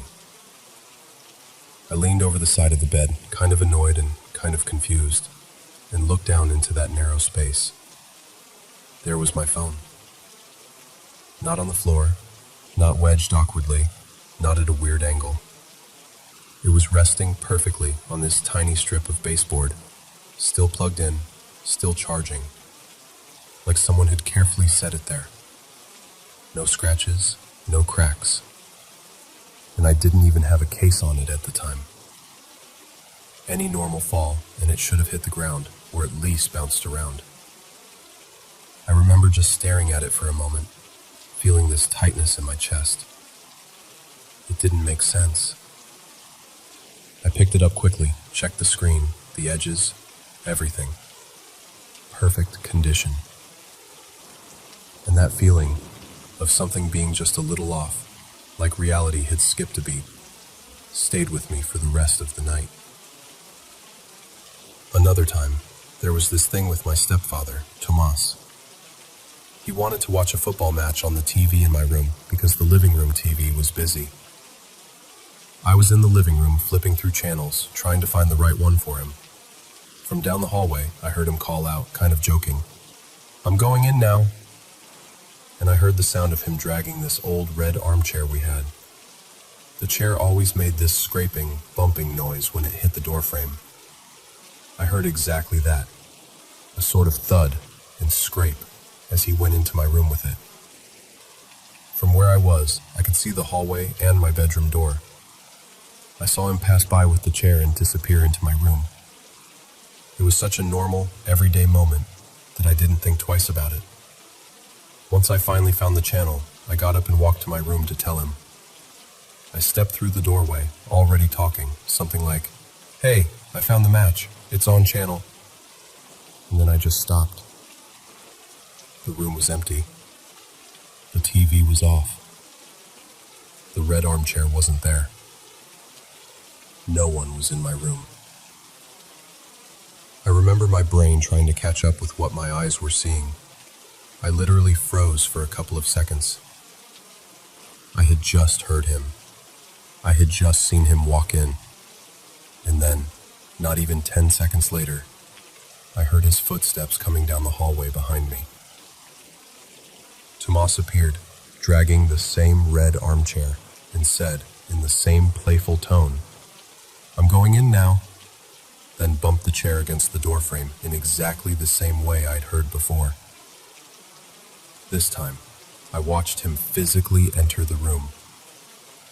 It felt like I'd seen it twice. First like a preview, and then for real. I didn't tell him right away what happened. I just stood there, watching him set up, feeling like I was slightly out of sync with time. Later, when I did tell him, he laughed and said I must have been tired or distracted. Maybe he's right. Maybe there's an explanation for all of this. But here's the thing. Those moments, all of them. The woman by the roadside. The cries no one else heard. The phone neatly balanced where it shouldn't have been. My stepfather entering my room twice.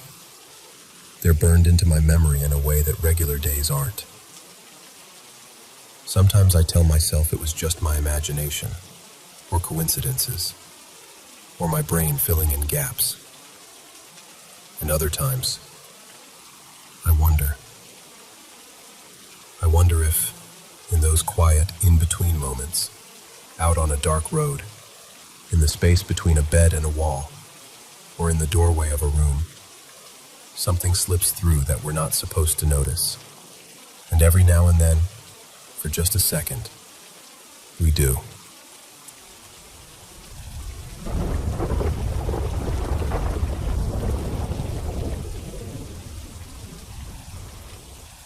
So, for a bit of context, I live in this really old converted barn out in the countryside. Like, properly old. The kind of place where you just know animals lived and died here for decades before anyone thought, yeah, let's put a family in this. I've always kind of joked that the place has history. But a couple of things have happened that made me stop joking so much. The first thing was the light. We have this ceiling light in the hallway that hasn't worked for, I don't know, around 7 years, maybe more. We never bothered to fix it because we just used lamps, and honestly, it became one of those broken but invisible things in the house. No one touches it. The switch is always off. Then one night, I'm walking past and I noticed this faint flicker. At first, I thought it was coming from outside, like a car going by. But the road is too far away for that. I look up, and it's the dead light, just flickering on and off, really slowly. Like someone was playing with a dimmer that doesn't exist. It only did it at night, and it would last anywhere from 5 to 20 minutes. Not every night, but often enough that we started noticing a pattern. It did this for maybe 3 weeks, and then it just stopped. We never changed the bulb, never touched the wiring. It just decided to be alive for a while and then go back to being dead again. I kept telling myself there had to be some electrical reason. Old house, weird wiring, end of story. Except it wasn't the end. A couple months later, I was sitting on my bed scrolling on my phone. My room was pretty quiet, nothing dramatic going on. I had the small roll of bright yellow masking tape lying flat on my desk, laying on its side so it couldn't just roll away. Out of the corner of my eye, I see movement. The tape doesn't just tilt or wobble, it slides. Clean across part of the desk and drops to the floor. Not a huge distance, but enough that my brain went, nope.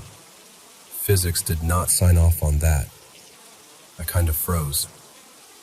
By the time I fully turned to look, it was already on the floor, nowhere near where it had been. There was no breeze, no window open, no one else in the room. I tried to shrug it off, but it definitely stuck with me. Then there was the knee thing. One night, I'm lying in bed in the dark, half asleep, half in that weird in-between stage. I had one leg slightly bent, resting on top of the blanket. Out of nowhere, I feel this pressure on my knee. Not like a cramp, not like a muscle twitch. It felt exactly like a hand. Fingers pressing in, squeezing my knee. Not hard enough to hurt, but firm enough that I knew it wasn't just in my head. I absolutely lost it. I screamed, sat straight up, and yanked my leg in like something was about to grab the rest of me. A second later, the feeling was gone. No lingering pain, no pins and needles, nothing. Just my own heartbeat hammering in my ears. I tried to tell myself it was just a muscle spasm or my brain misfiring as I was falling asleep. But the shape of it, the way it felt like an actual hand, that's what really unsettled me. Now, my dad, well, his name's Daniel, but everyone calls him Dan, has his own story about this house. Before the place was properly fixed up, he used to sleep here alone sometimes while doing renovations. One night, he was in what's now my room, sleeping in almost complete darkness. No TV, no street lights, just that heavy, quiet kind of dark you get in the countryside. He said he woke up to this slow creaking on the stairs.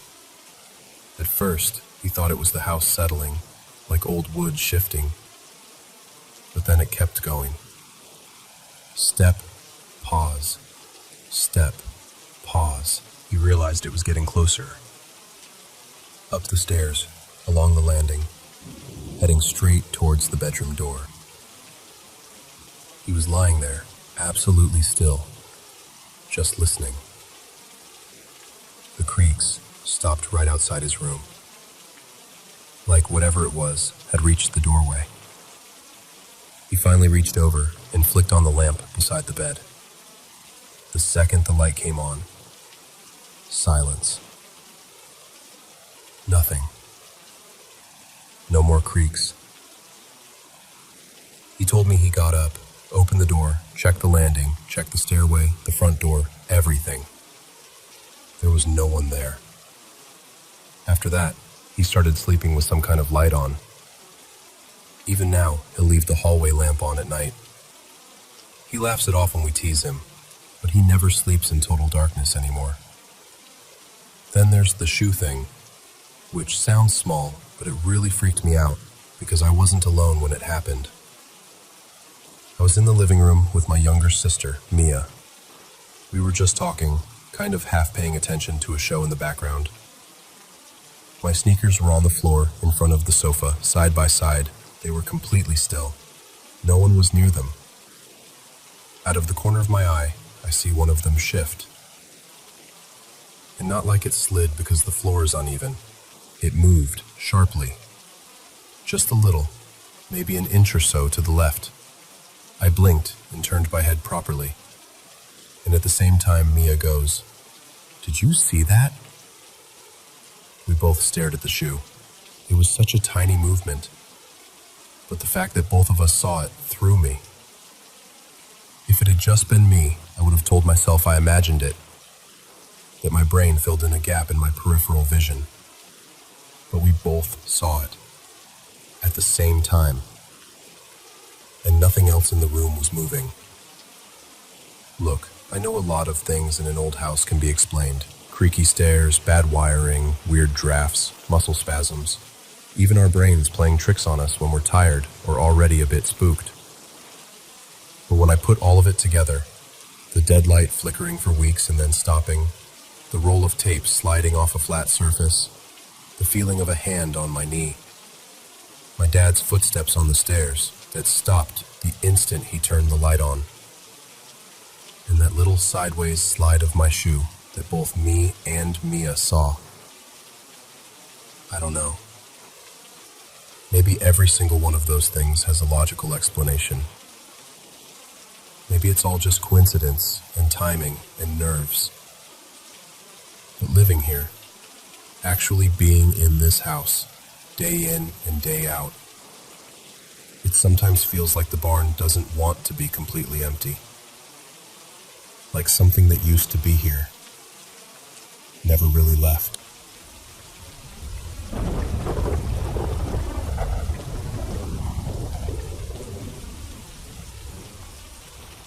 So I'm doing this bit of digging for a close friend of mine, Liam, and I want to tell you his story the way he told it to me.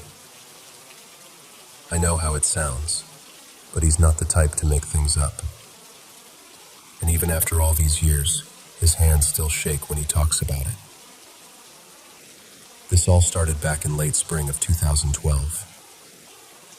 Liam was staying at his nan's place in the Bar Hill area, just outside Peterborough. You know those quiet estates where every sound carries, and you can smell people's dinners from halfway down the street? That sort of place. It was one of those bright, clear afternoons. Cool enough for a jacket, but the sun was doing its best. He decided to go for a walk in a spot everyone local just calls the Brambles. It's a tangle of scrub and trees, with little paths cut through by years of kids messing about and dog walkers taking shortcuts. Nothing special. He'd been there dozens of times. He told me that, at first, everything was completely normal. Birds, distant traffic, the occasional shout from kids somewhere behind him. And then, as he stepped off the main path, Just a few meters, he said. Everything cut out. And I mean everything. No wind in the branches. No birds. No distant rumble of cars. Just this hard, dense silence that felt like it had weight. He said it felt like he'd just walked into a room where someone had been arguing, and they all went quiet the second he opened the door. That's when he saw it. About 15, maybe 20 feet ahead, between two scruffy-looking bushes, something stepped into view. He described it as a grayish figure, but not gray like clothing. Gray skin. The kind of color you see in the underside of an animal, or something that hasn't seen the sun in a very long time. There was a light covering of fur over it, thin and patchy, more like wiry hair than a proper coat. It was hunched, the spine curved, shoulders high, and it moved on all fours. Not like a dog, he said. More like something that could stand upright if it wanted to, but preferred not to. Its eyes were the worst part. They were a deep, burning orange, with dark red pupils that didn't look quite round. He said they reminded him of embers in a fire, when you poke them and they flare up for a second. And even from that distance, he felt them lock onto him. He heard this low sound coming from it, somewhere between a growl and a wet, grizzling sort of throat noise. It wasn't loud, but it went straight through him in a way that normal sounds don't. Every nerve in his body told him he shouldn't be there. He said the feeling was very clear. You're not welcome here. Get out. The whole thing lasted maybe 4 or 5 seconds. That's all. But he swears it felt stretched, like time had been pulled thin, long enough for every detail to burn itself into his memory. And during those few seconds, the air around him turned bitterly cold. Not just a gust of wind, not a chill. He said it felt like stepping into a walk-in freezer. His breath didn't fog or anything. It was just that sharp, bone-deep cold that makes your skin tighten. Then he blinked, and it was gone. No sound of it moving off. No rustling in the bushes. 1 second it was there, locked eyes with him. The next second he was just staring at empty trees and scrub. And as soon as it vanished, all the background noise snapped back. Wind, birds, distant cars. Like someone hit unmute on the world. That's when the fear properly hit him. He turned and just ran. Full-on, blind panic. He told me he didn't even look back once. He sprinted all the way to his nan's house, slammed the door and locked every window and door he could find. Then he just sat on the floor with his back against the hallway door, heart hammering, listening for anything. He noticed a few things in the aftermath, when he calmed down enough to think. There were no strange lights. It didn't get darker, like a storm rolling in. There were no odd smells. It was just the silence, the cold, and that thing. He's never seen it again, not with his own eyes. At first, he tried to rationalize it. He remembered hearing that the zoo over near Shepreth had an escaped wolf in the early 2000s, and wondered if his mind had just cooked something up from that old story. he tried to line it up in his head, the less it made sense. He kept coming back to the proportions. Too tall, too long in the limbs, shoulders too high, and those eyes, not right for any normal animal. The closest thing he could compare it to, he said, was the werewolf form of Professor Lupin from the Harry Potter films. But even that was only a rough approximation. It was like someone had taken that idea and made it real in a way that didn't belong in our world. Over time, we started throwing ideas around. The one that kept coming up was skinwalker, or something like it. Some kind of entity, not just an animal that wandered too far from home. Now that would be unsettling enough on its own, but that wasn't the end of it. A little while later, maybe a few weeks, he had a second encounter, not far from his Nan's house. There's a nature reserve about a 10-minute walk away, a wide field with a single, lonely-looking tree in the middle. If you're from the area, you probably know the one I mean. It was early evening this time, sky turning that pale gold you get just before sunset. Liam went out walking again, because what else are you going to do? Stay inside forever? He cut across the field, heading vaguely towards that lone tree, not really thinking about anything in particular. Then he heard it. A slow, rhythmic creaking. At first he thought it was just the branches moving in the wind, except there was barely any breeze. But the sound kept coming. Creak, creak, creak. Steady, like a pendulum. He looked up at the tree. Hanging from one of the thicker branches was the dark outline of a woman, gently swinging back and forth. Not sharply, not violently, just swaying, like the wind was pushing her in slow motion. He couldn't make out her features clearly. It was more of a silhouette, but he could see the line of the arms, the fall of the dress or long coat, the slack curve of the body as it swung. The rope, if that's what it was just a darker streak against the sky. He told me he couldn't look away. He tried. He said his eyes actually hurt from staring, but it was like they were locked in place. He described it as feeling pinned, like something in that scene was holding him there, insisting that he watch. He said it wasn't just fear. There was this heavy sadness pressing down on him, like walking into a room where someone's been crying for hours. A sort of grief he couldn't explain.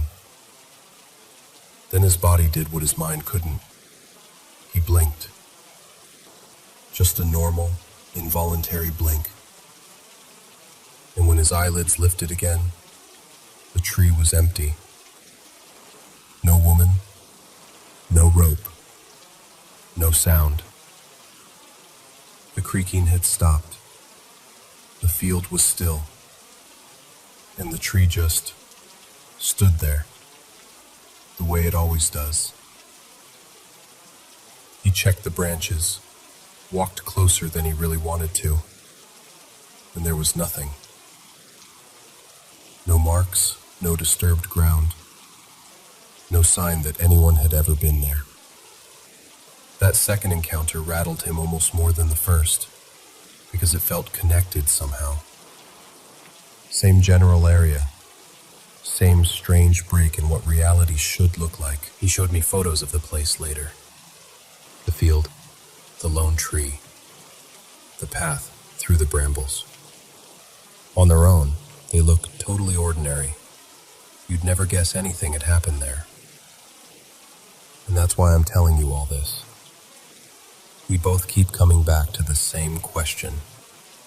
Surely he can't be the only one. Bar Hill isn't huge, but it isn't tiny either. People walk their dogs. Kids hang out there. Couples cut across those fields. If Liam has had these two encounters, It's hard to believe no one else has seen or felt something. He's tried going through the usual channels. I've contacted local authorities, sent messages, made calls. No one responds. No one wants to talk about it, or they genuinely don't know anything.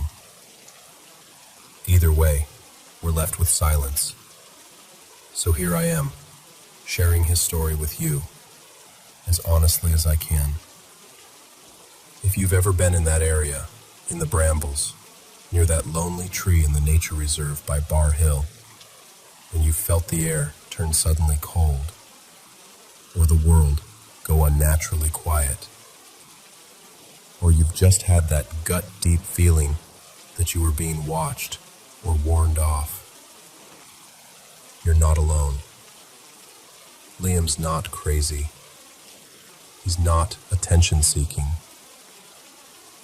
He's just someone who saw something he can't explain twice and has been carrying it around ever since.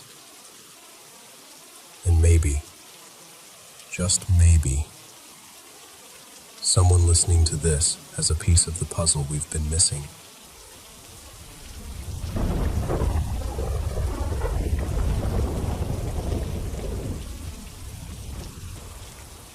So, before I dive into this, I always have to start with a disclaimer. There's no proof of what I'm about to tell you. No photos, no audio, no physical evidence. Just me, and one once dear friend, who heard every single thing I did. This was in the mid-1970s, long before everyone carried cameras in their pockets. I didn't own a camera, or a tape recorder, or anything like that.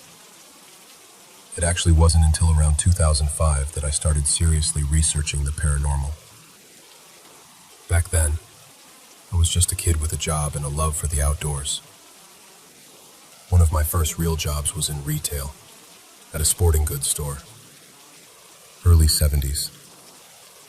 I worked my way into managing the camping department over the summers. And the attitude toward customers back then was different.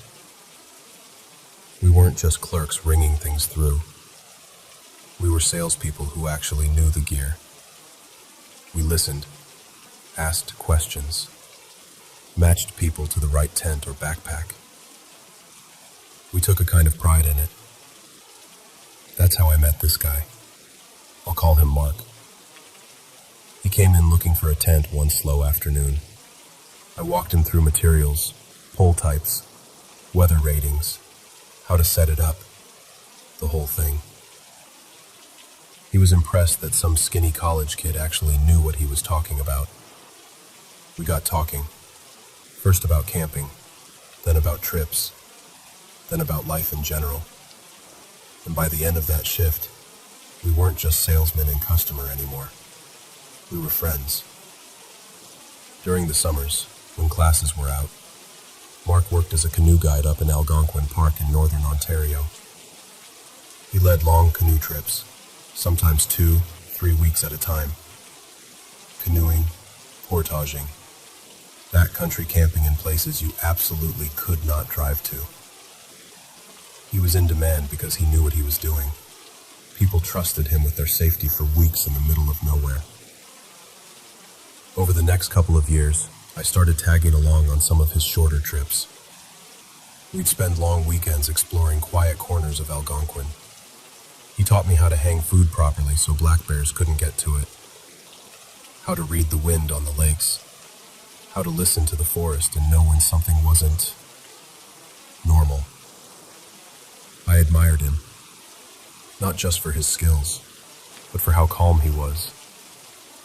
Nothing rattled him. Around him, I always felt safe. And of course, me being young and eager, I kept saying, we've got to do a real trip, not just 3 days. I want to know what it's like to really push it. 2 weeks. Deep in, I wanted the full, stripped-down, hard mode experience. Eventually, that chance came. we planned a longer trip, about 10 days. We paddled and portaged for several days straight, deeper and deeper into the park. By Mark's estimate, we were at least 25 miles from where we'd first put the canoe in. No roads, no cabins, no people. Just lakes and forest. One late afternoon, I said to him, "Let's find somewhere really remote tonight. Somewhere that feels different." And he nodded, like, "Okay, you asked for it." We ended up spotting this small island in the middle of a quiet lake. Just one marked campsite on it. No other sites nearby. No cottages. Nothing. It was the kind of place where, when you stop paddling, the silence presses in on you. We pulled up, unloaded the canoe, and got to work. We pitched the tent in the middle of the island, set up camp, and made dinner over an open fire. The sky went from gold to deep blue, and then to that velvety dark you get so far from the city. I remember thinking we'd only seen one other canoe the entire day. It really felt like we were cut off from the world, like stepping back 100 years, easy. We'd just finished eating. We were sitting by the fire, leaning back on our packs, talking lazily about nothing in particular. That's when we heard it. At first, it sounded like something big moving through the trees, and that's not unusual up there. Branches snapping, underbrush being pushed aside. I remember thinking, okay, maybe a bear, maybe a moose. We both kind of froze and listened, but pretty quickly, we both realized something was wrong. It wasn't just branches breaking. It sounded like something plowing through the forest, like a bulldozer made of teeth and muscle. The island wasn't very big, and we were camped near the center. We could hear this thing, whatever it was, coming from one end of the island, toward us. And then came the sound I can still hear in my bones. This scream, this primal, ripping sound, like an animal and a human and something else all balled into one. It started to our right, way down at one end of the island, and within seconds, the sound was suddenly all the way over on our left. Not just the scream moving, but the crash of it barreling through thick timber, as if it had crossed the entire island in maybe 10 seconds, maybe less. Now, that might not sound impossible until you picture the terrain. This wasn't smooth ground. It was tangled roots, dense underbrush, fallen trees. You'd be hard-pressed to force your way 10 feet through that stuff in 10 seconds. But whatever this was, it sounded like it was tearing from one end of the island to the other. Full speed, screaming. I remember turning to look at Mark. The firelight was flickering across his face, and he was pale. Not worried about the weather pale. This was someone who'd spent years leading people through the wildest parts of that park. I had never seen fear on him before, but in that moment, he looked genuinely terrified. He locked eyes with me and said, very quietly at first, "We need to get off this island." Then, a half second later, louder, with this edge I'd never heard from him, "We have to get off this island. Right now." We moved. I don't think I've ever packed so quickly in my life. We didn't bother with proper gear organization. We just grabbed what we could, shoved it into the canoe, and dragged it down to the water. The whole time, that thing, whatever it was, kept crashing and shrieking, here, then there, like it was circling the island or bouncing from one side to the other way faster than any normal animal could move. We pushed off and paddled hard, straight out into the lake. We didn't go far, maybe 100 yards, maybe a bit more. but it was enough to put water between us and the island. The fire was still burning on shore, casting this orange glow over the tree line. For the next 15 minutes or so, we just drifted and listened. It felt like chaos on that little patch of land. The sounds were huge: snapping wood, violent movement, that awful screaming and growling that didn't sound like anything either of us had ever heard before. The only comparison I've ever been able to come up with is, imagine listening to a war movie, the kind set in World War II, but all compressed onto a tiny island. Explosive bursts of sound, then sudden silence, then another rush. And then, just like that, it stopped.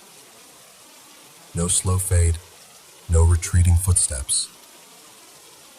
One moment, pandemonium. The next, silence.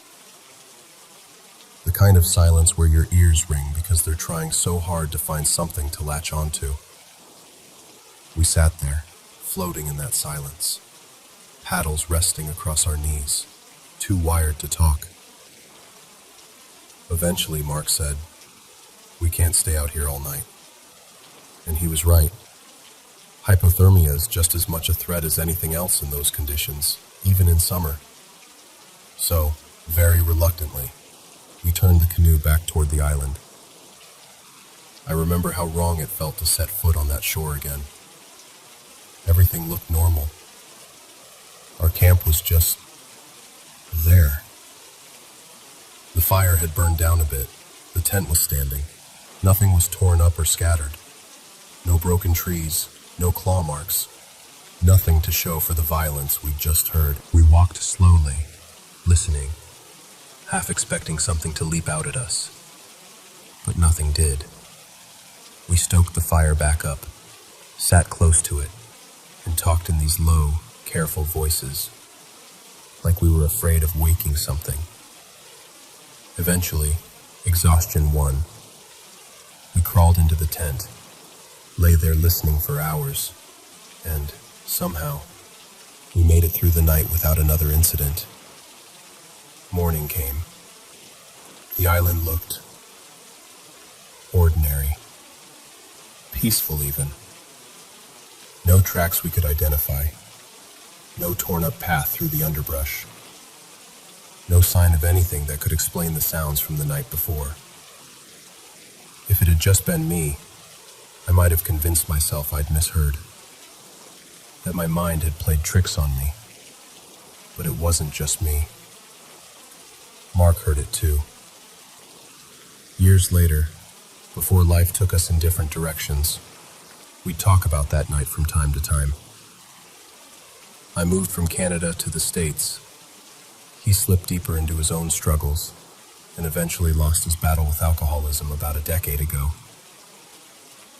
But whenever we revisited that memory, it was like no time had passed at all. We'd both go quiet for a moment, and then one of us would say, "Do you remember the island?" And the fear would come back. Not as sharp as that night, but still deep. Still there. Like something lodged in the nervous system. We never found an explanation. We never turned it into a story with a neat ending or a label we were happy with. It's just this thing that happened out there in Algonquin Park, on a small island in the dark, with two friends sitting by a fire, thinking they understood the world, right up until the moment the island started to scream.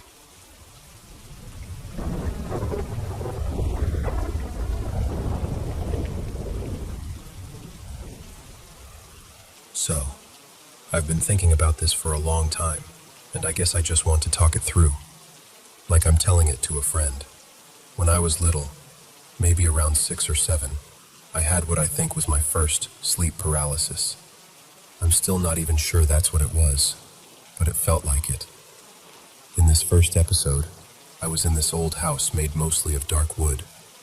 That kind of house is really uncommon where I'm from, so it already felt strange. I was lying in a small bed in what I knew was a bedroom, and every time I closed my eyes, I saw a child. Just a kid. Very pale skin, straight black hair, just staring at me. I tried desperately to open my eyes, and sometimes I could. I'd fight and fight, finally force my eyes open, see the room, feel relief, and then it was like something pushed them closed again. And every time my eyes shut, the child was closer. No movement, no sound, just closer. Eventually I woke up for real, but that image stayed with me.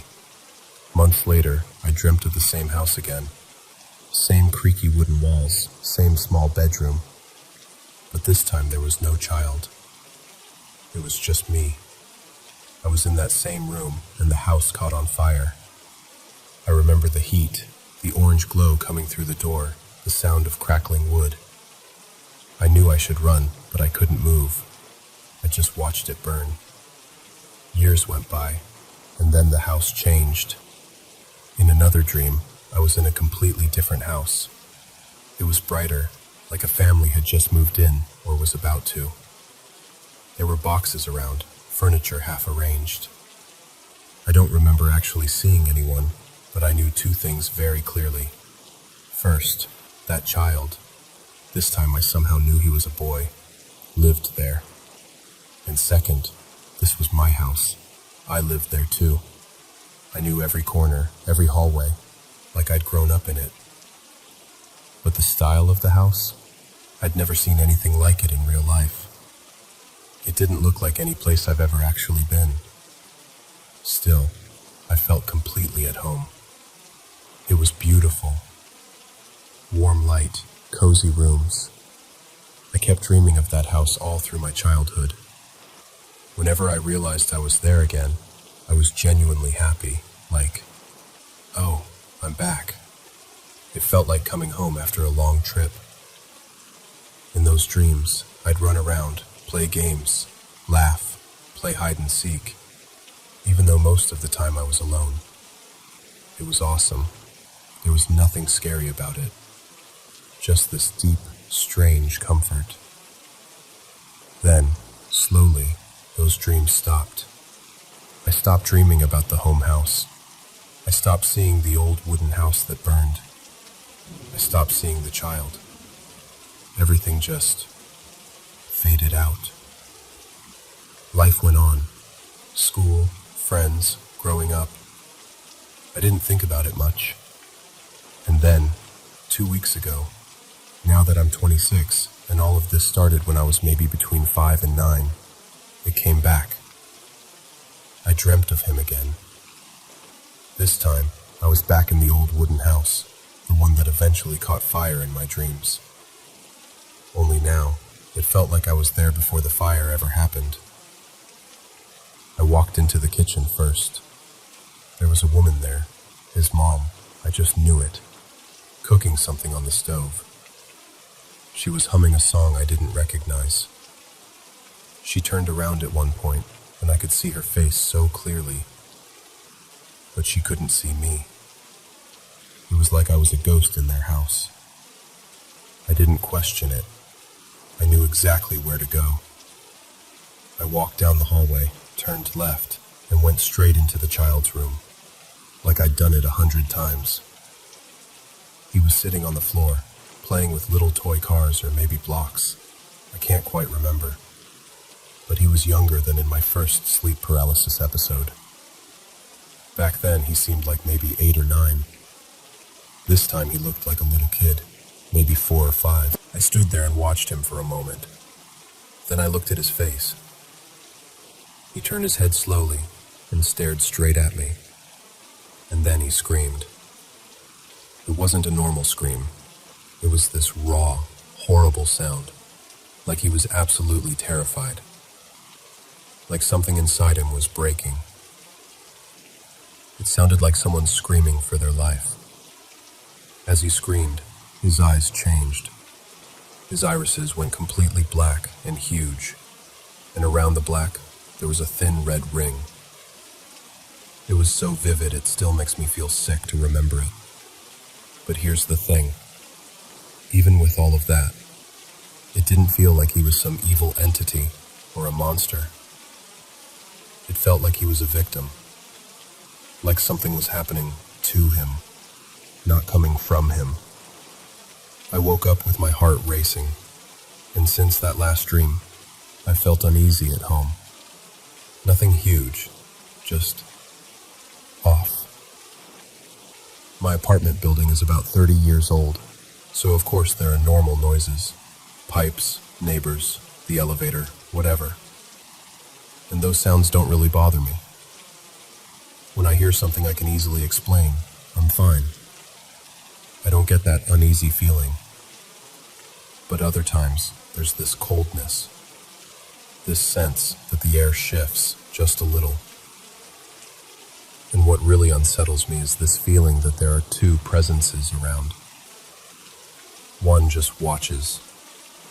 Not necessarily bad, just observing. The other feels wrong. Heavy. Not like the boy, more like something that's attached to the whole situation. I know how all of this sounds. I know it might seem crazy or overdramatic. And maybe it is just my brain, my subconscious, old childhood fears resurfacing. I'm fully open to that. But I can't shake the feeling that I'm connected to this kid somehow. I don't know who he is. I've never met anyone who looks like him. I don't recognize the houses from real life. But I feel like I know him. Like I've been visiting his life in fragments over years.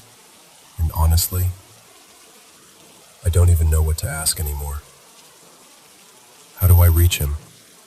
Can I reach him? Why do I feel like I've known him my whole life when I've only ever seen him in dreams? Should I even try to reach out?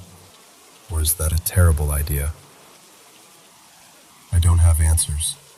I just have this story, this connection that won't go away, and this feeling that somewhere, somehow, there's a terrified little boy in a house I've never lived in, who knows me as well as I know him.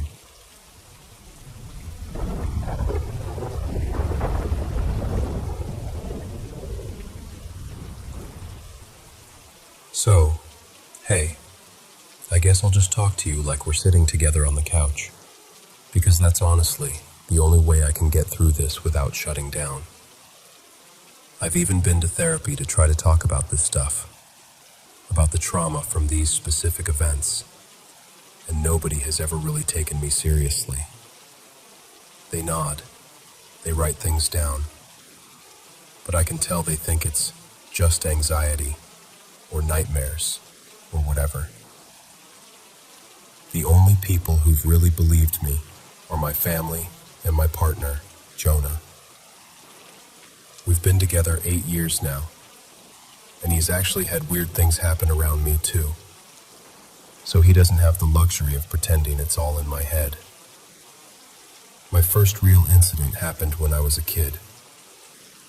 I don't remember exactly how old, but I was definitely in elementary school. I was in the basement, playing on the Wii. Well, actually, it might have been the old PlayStation by then. My memory blurs a bit. And it was early evening, not even dark outside yet. I was alone down there, except for my dog Daisy. All of a sudden, it got noticeably colder. You know that feeling where the hair on your arm stands up before your brain has even caught up? I got goosebumps, and then I felt this immediate, almost physical urge to turn my head to the left. In the doorway that led out to the garage, I saw him. A tall, shadowy man wearing a hat. The hat was almost as tall as the doorway. Honestly, maybe a little taller. And the whole figure was just wrong. Too dark, too big. Like it was taking up more space than it should. I absolutely freaked out. Daisy started growling in the exact same direction at the exact same time, which made it 10 times worse. I scooped her up and sprinted up the stairs, bawling, and told my parents what I saw. The thing is, it wasn't just me. Everyone who spent time in that basement experienced something at some point. Family, friends, even people who were just staying over once. Boxes would shift or slide when nobody was near them. Things would get flung across the room. You'd hear footsteps when you knew you were alone. A few people described seeing the same tall, shadowy man with the hat.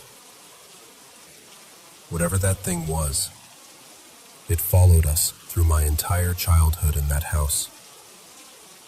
It showed itself to me the most. I had a bedroom upstairs, but eventually I couldn't sleep there anymore. At night, I'd hear scratching inside the walls and footsteps going up and down the hallway. Walking past the staircase after dark felt like being in a horror movie. Like at any second, something might reach through the railing and grab you. My younger brother, let's call him Eli, used to sleep upstairs pretty often, but even he started avoiding it. One night, he was in bed, and a knife he kept on his desk flew off and landed in the middle of the floor. No one was near it. After that, he mostly migrated to the living room or my parents' room. There was this constant feeling, both upstairs and in the basement, that you were just unsafe. Like there was a pressure on your chest telling you, you need to leave now. A lot of weird things happened over the years, but I'll jump forward to when I was around 13 or 14. I was going through normal teenage stuff, but also some pretty heavy emotional things I kept completely to myself. One night, around 3 a.m., maybe closer to 2:30 actually, I was drifting off after watching TV. My arm was hanging off the side of the bed. I was in that half-asleep stage when your thoughts start to get fuzzy. And then I felt it. Something cold brushed the back of my hand. Not like a draft or the blanket sliding. It felt like something touched me. At that exact moment, the power in my room cut out. Just my room. Pitch black. I went into full panic mode. I started banging on the wall, screaming for Eli, who was in the room next to mine. He came running, opened my door, and as soon as he stepped in, the lights flicked back on, like nothing had happened. We ended up sleeping in the same bed that night, because I refused to be alone. Eli used to sleep in the living room a lot, because he didn't like being upstairs alone anymore, and he didn't want to sleep with my parents past a certain age. Every once in a while, he'd wake my parents or me up in the middle of the night, terrified. He'd say he saw this goat-like, shadowy figure in the hallway, the one that connected the basement stairs, my parents' room, and the back door. Sometimes he described it more like a twisted, hunched-over animal than a man. My parents saw it too. Not often, but enough that they stopped telling him it was just his imagination. There was also another thing Eli and I both dealt with. He would come into my room some nights and wake me up, shaking my shoulder, saying something really tall had been peeking at him through the crack in his door. He said it would stand there and just stare at him for a while, and then he'd hear footsteps going down the hall toward my room, where they'd suddenly stop. He named it the Peeker, like it was almost a joke, but not really. When he said the name, his eyes never matched the casual way he'd say it. He was genuinely scared. Me and Eli both had a lot of dreams about the house too. Mine were especially violent and surreal. I'd dream about being chased through those same hallways, and in some dreams, something had already killed my entire family and our dogs, and I was the last one left. The feeling I always got in those dreams was that I was the favorite, like I was the main target, the last prey. The dreams usually ended with me being dragged away by something I couldn't see clearly, and then I'd jolt awake, heart racing. My room was always dim, even in the daytime. The closet light never worked, and one of my lamps was half broken, so a couple of bulbs were always out. There were these patches of darkness that somehow felt thicker than they should. More than once, I caught Daisy staring at my open closet, growling, exactly the way she had in the basement that first time, just locked onto something I couldn't see in that pitch-black doorway. When I was younger, I used to sleep with my parents pretty often because I'd wake up choking or gasping, and they didn't want me alone. I remember waking up some nights and seeing what looked like two white silhouettes of children near the doorway or by the bed. I honestly didn't think too much of it at the time. I'd tell my mom like, "Oh, I saw the kids again," almost like it was normal.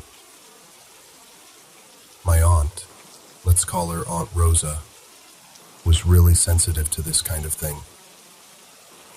She told my mom that whatever was in the house wanted me specifically. She said I was the most vulnerable, the one who panicked the most, the one whose energy was always high and chaotic.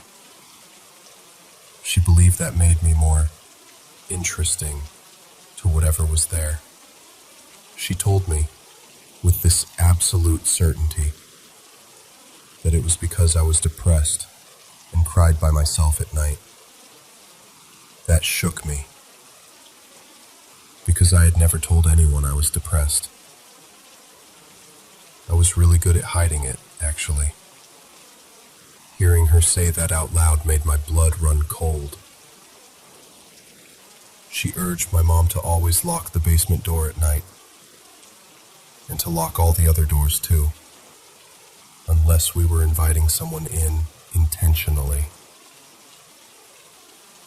She told us to close our bedroom doors before sleeping and to leave some lights on, because they didn't like the light. She said she knew all this because my great-grandmother, who died before I was born, had told her, that they talked about me often, and that my great-grandmother was trying to protect me. A week before Aunt Rosa passed away, she told us that when she died, she'd watch over us.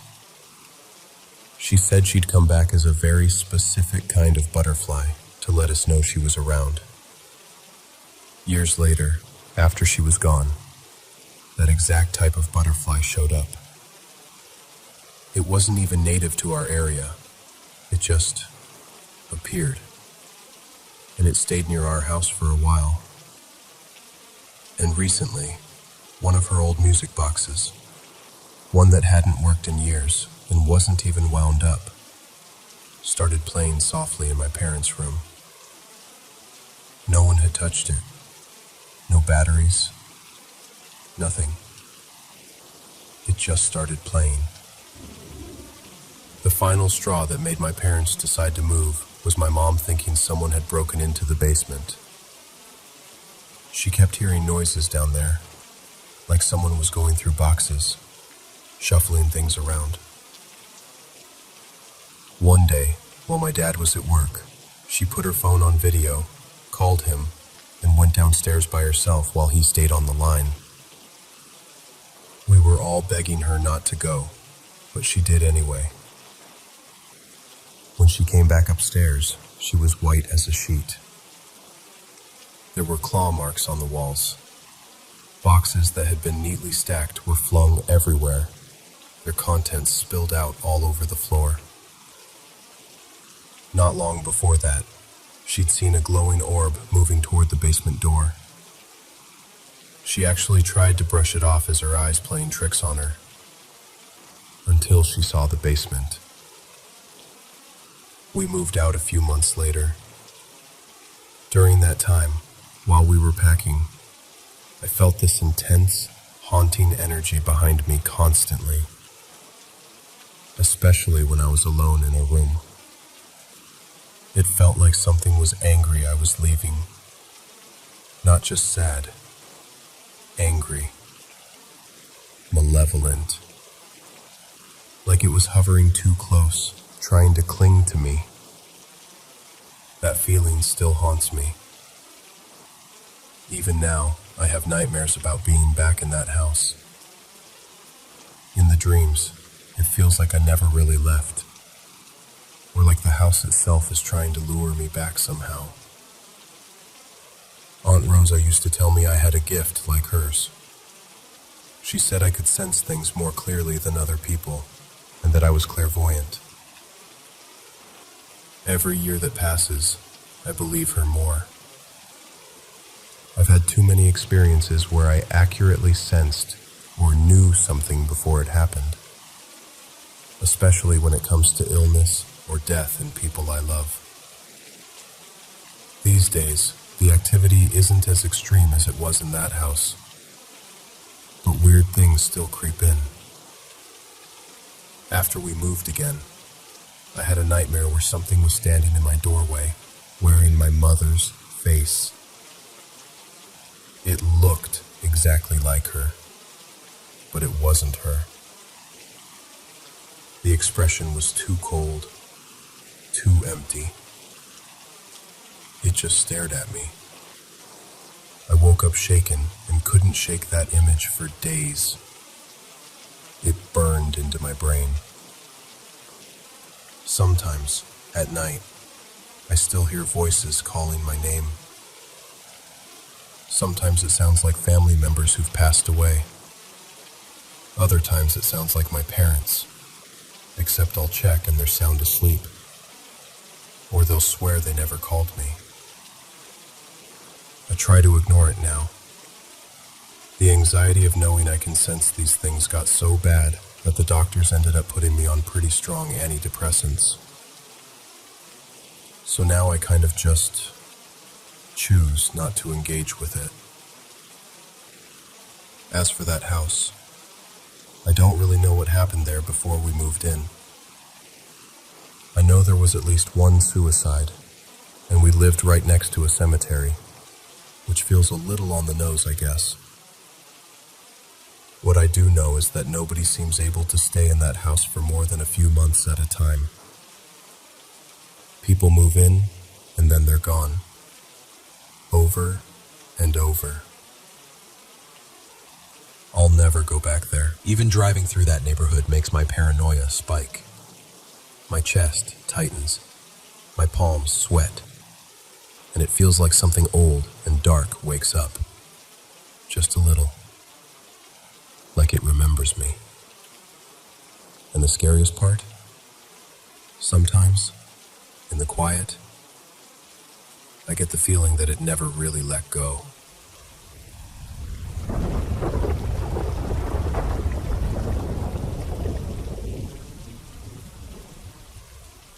Okay, so I'm 19 now, but this all started when I was in second grade.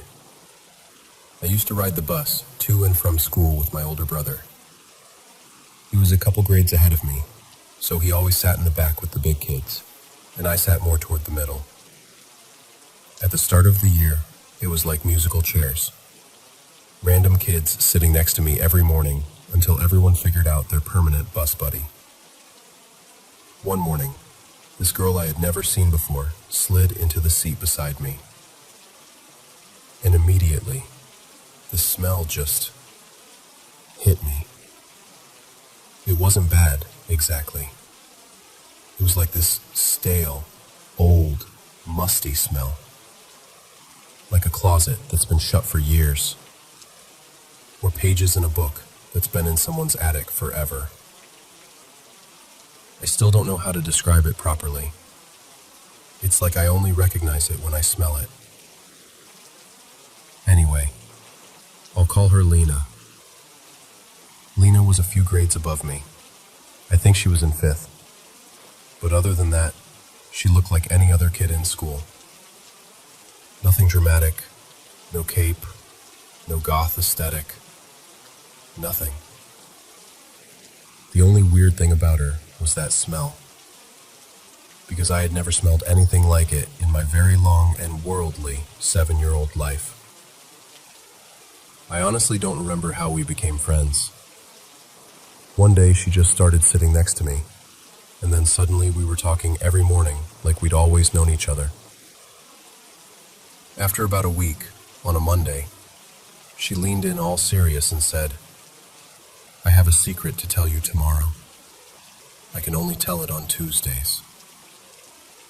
So obviously, I spent the whole day and night and next morning hyped out of my mind for this big secret.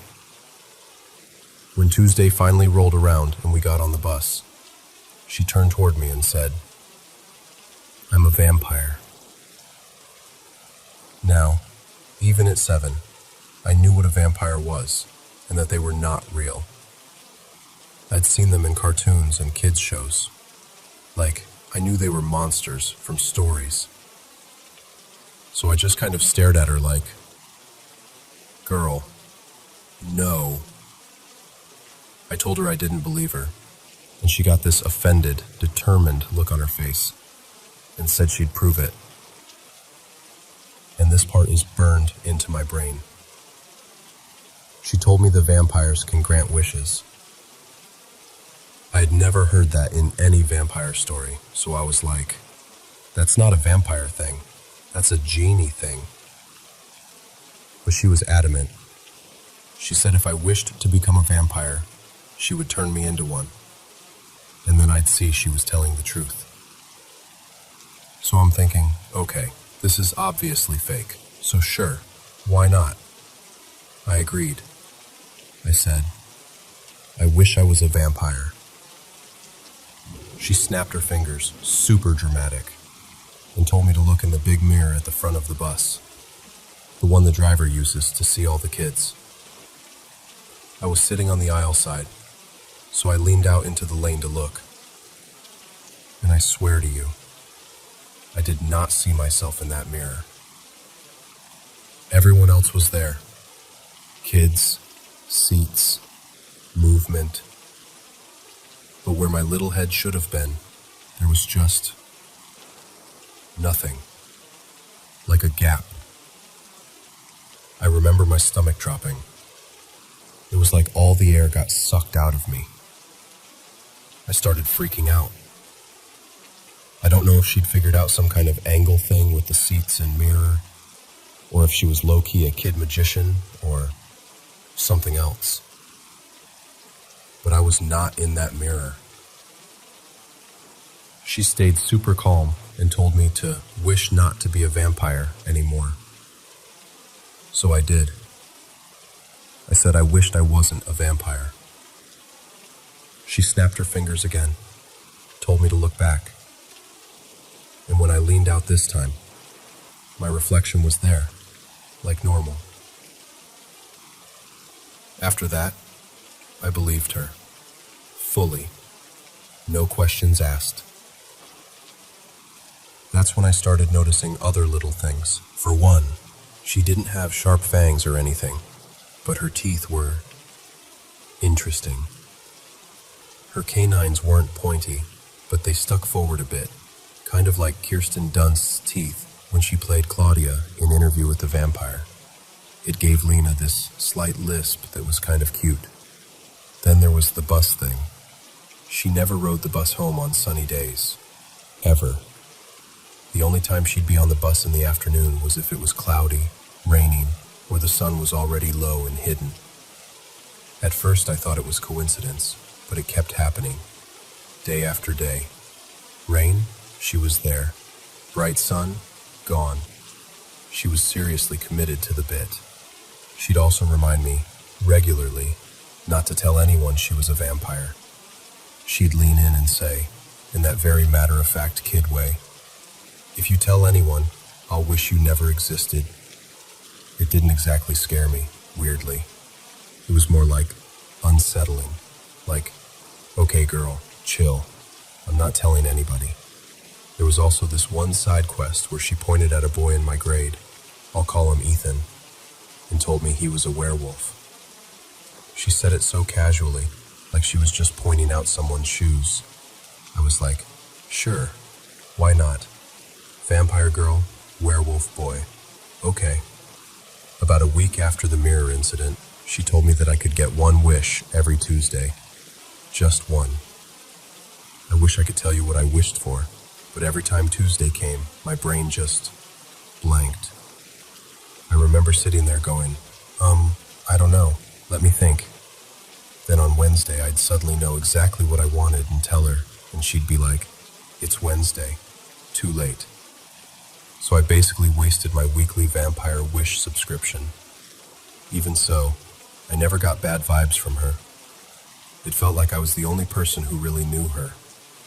No one else talked to her on the bus, and since we were in different grades, I never saw her once we stepped off. She just sort of disappeared into the school somewhere. For a long time after all of this, I just assumed she was a kid who had watched some vampire movie and fully committed to roleplay. But then I remembered how things ended. The last time I ever saw her was a Tuesday morning. I got on the bus expecting the usual, you get one wish routine. But instead, she told me there was going to be a monster party that night. She said she wanted me to sneak out of my house and come. I was curious, but I also knew there was zero chance of 7-year-old me successfully sneaking out anywhere. So I just said, okay, sure. The way kids do when they have no intention of following through. I asked where the party was going to be, and she told me the location would come to me in a dream. That's how vampires kept secrets, she said. As soon as I got off the bus that day, I basically forgot about the whole thing. I went home, had my normal kid afternoon, and went to bed like always. And that night, I had one of the most vivid dreams of my entire life. In the dream, I was at this party full of monsters. Not the super scary, modern horror versions. They look like old black and white movie monsters. Classic vampire, classic mummy, classic Frankenstein type. They were all just walking around, drinking from red cups like they were at a regular high school house party or something. It felt weirdly casual. I walked through the room and eventually saw a vampire who looked exactly like the stereotypical Dracula. Pale skin, widow's peak, long cloak, dramatic fangs, the whole deal. Behind him there was this huge opening in the floor that looked like the edge of a cliff inside the building. It didn't make sense, but dreams don't care about architecture. I walked up to him, and he smiled and said something like, "Oh, you made it." It wasn't creepy or threatening. It felt almost friendly, like he'd been expecting me. We started talking, and as we talked, he shifted a little, and I moved with him so I could hear him better. Without really noticing it, I ended up standing with that cliff edge right beside me. At some point I slipped. In the dream, I grabbed the edge with both hands and was hanging there, begging him to help me up. The whole thing was strangely calm. I wasn't screaming. He wasn't panicking. It was like we were both moving underwater. He just stood there for a moment, watching. Then he slowly bent down, and one by one, lifted my fingers off the edge. I let go. I fell. My dreams aren't usually in first person. They play like a movie. So when I fell, it was like a camera panned down with me. I watched myself fall and hit the ground. The dream didn't end there either. It stayed. I saw my own little body lying there, still and clearly dead. Then I woke up. It was so bizarre. because nothing about my time with Lena up to that point had felt sinister. Weird? Yes. Creepy sometimes? Also yes. But not evil. The only thing that really stands out as dark in hindsight was her last conversation with me about the party, and her wishing me out of existence, threats. After that night, I never saw her again. No goodbye, no explanation. She just stopped existing in my world. I didn't connect her to the dream right away either. It took me a couple of years to look back and realize the night of the monster party was the night I had that dream, and that smell. That weird, stale, old smell has stayed with me. I've only met maybe 4 people in my life since then who smelled even slightly like her. Every time it happens, it's like I'm back on that bus seat in 2nd grade, leaning into the aisle and not seeing myself in that mirror. I don't know if she was just a really imaginative kid with a talent for illusions, or something else I'll never understand. But that girl, that smell, and that dream, they've never left me.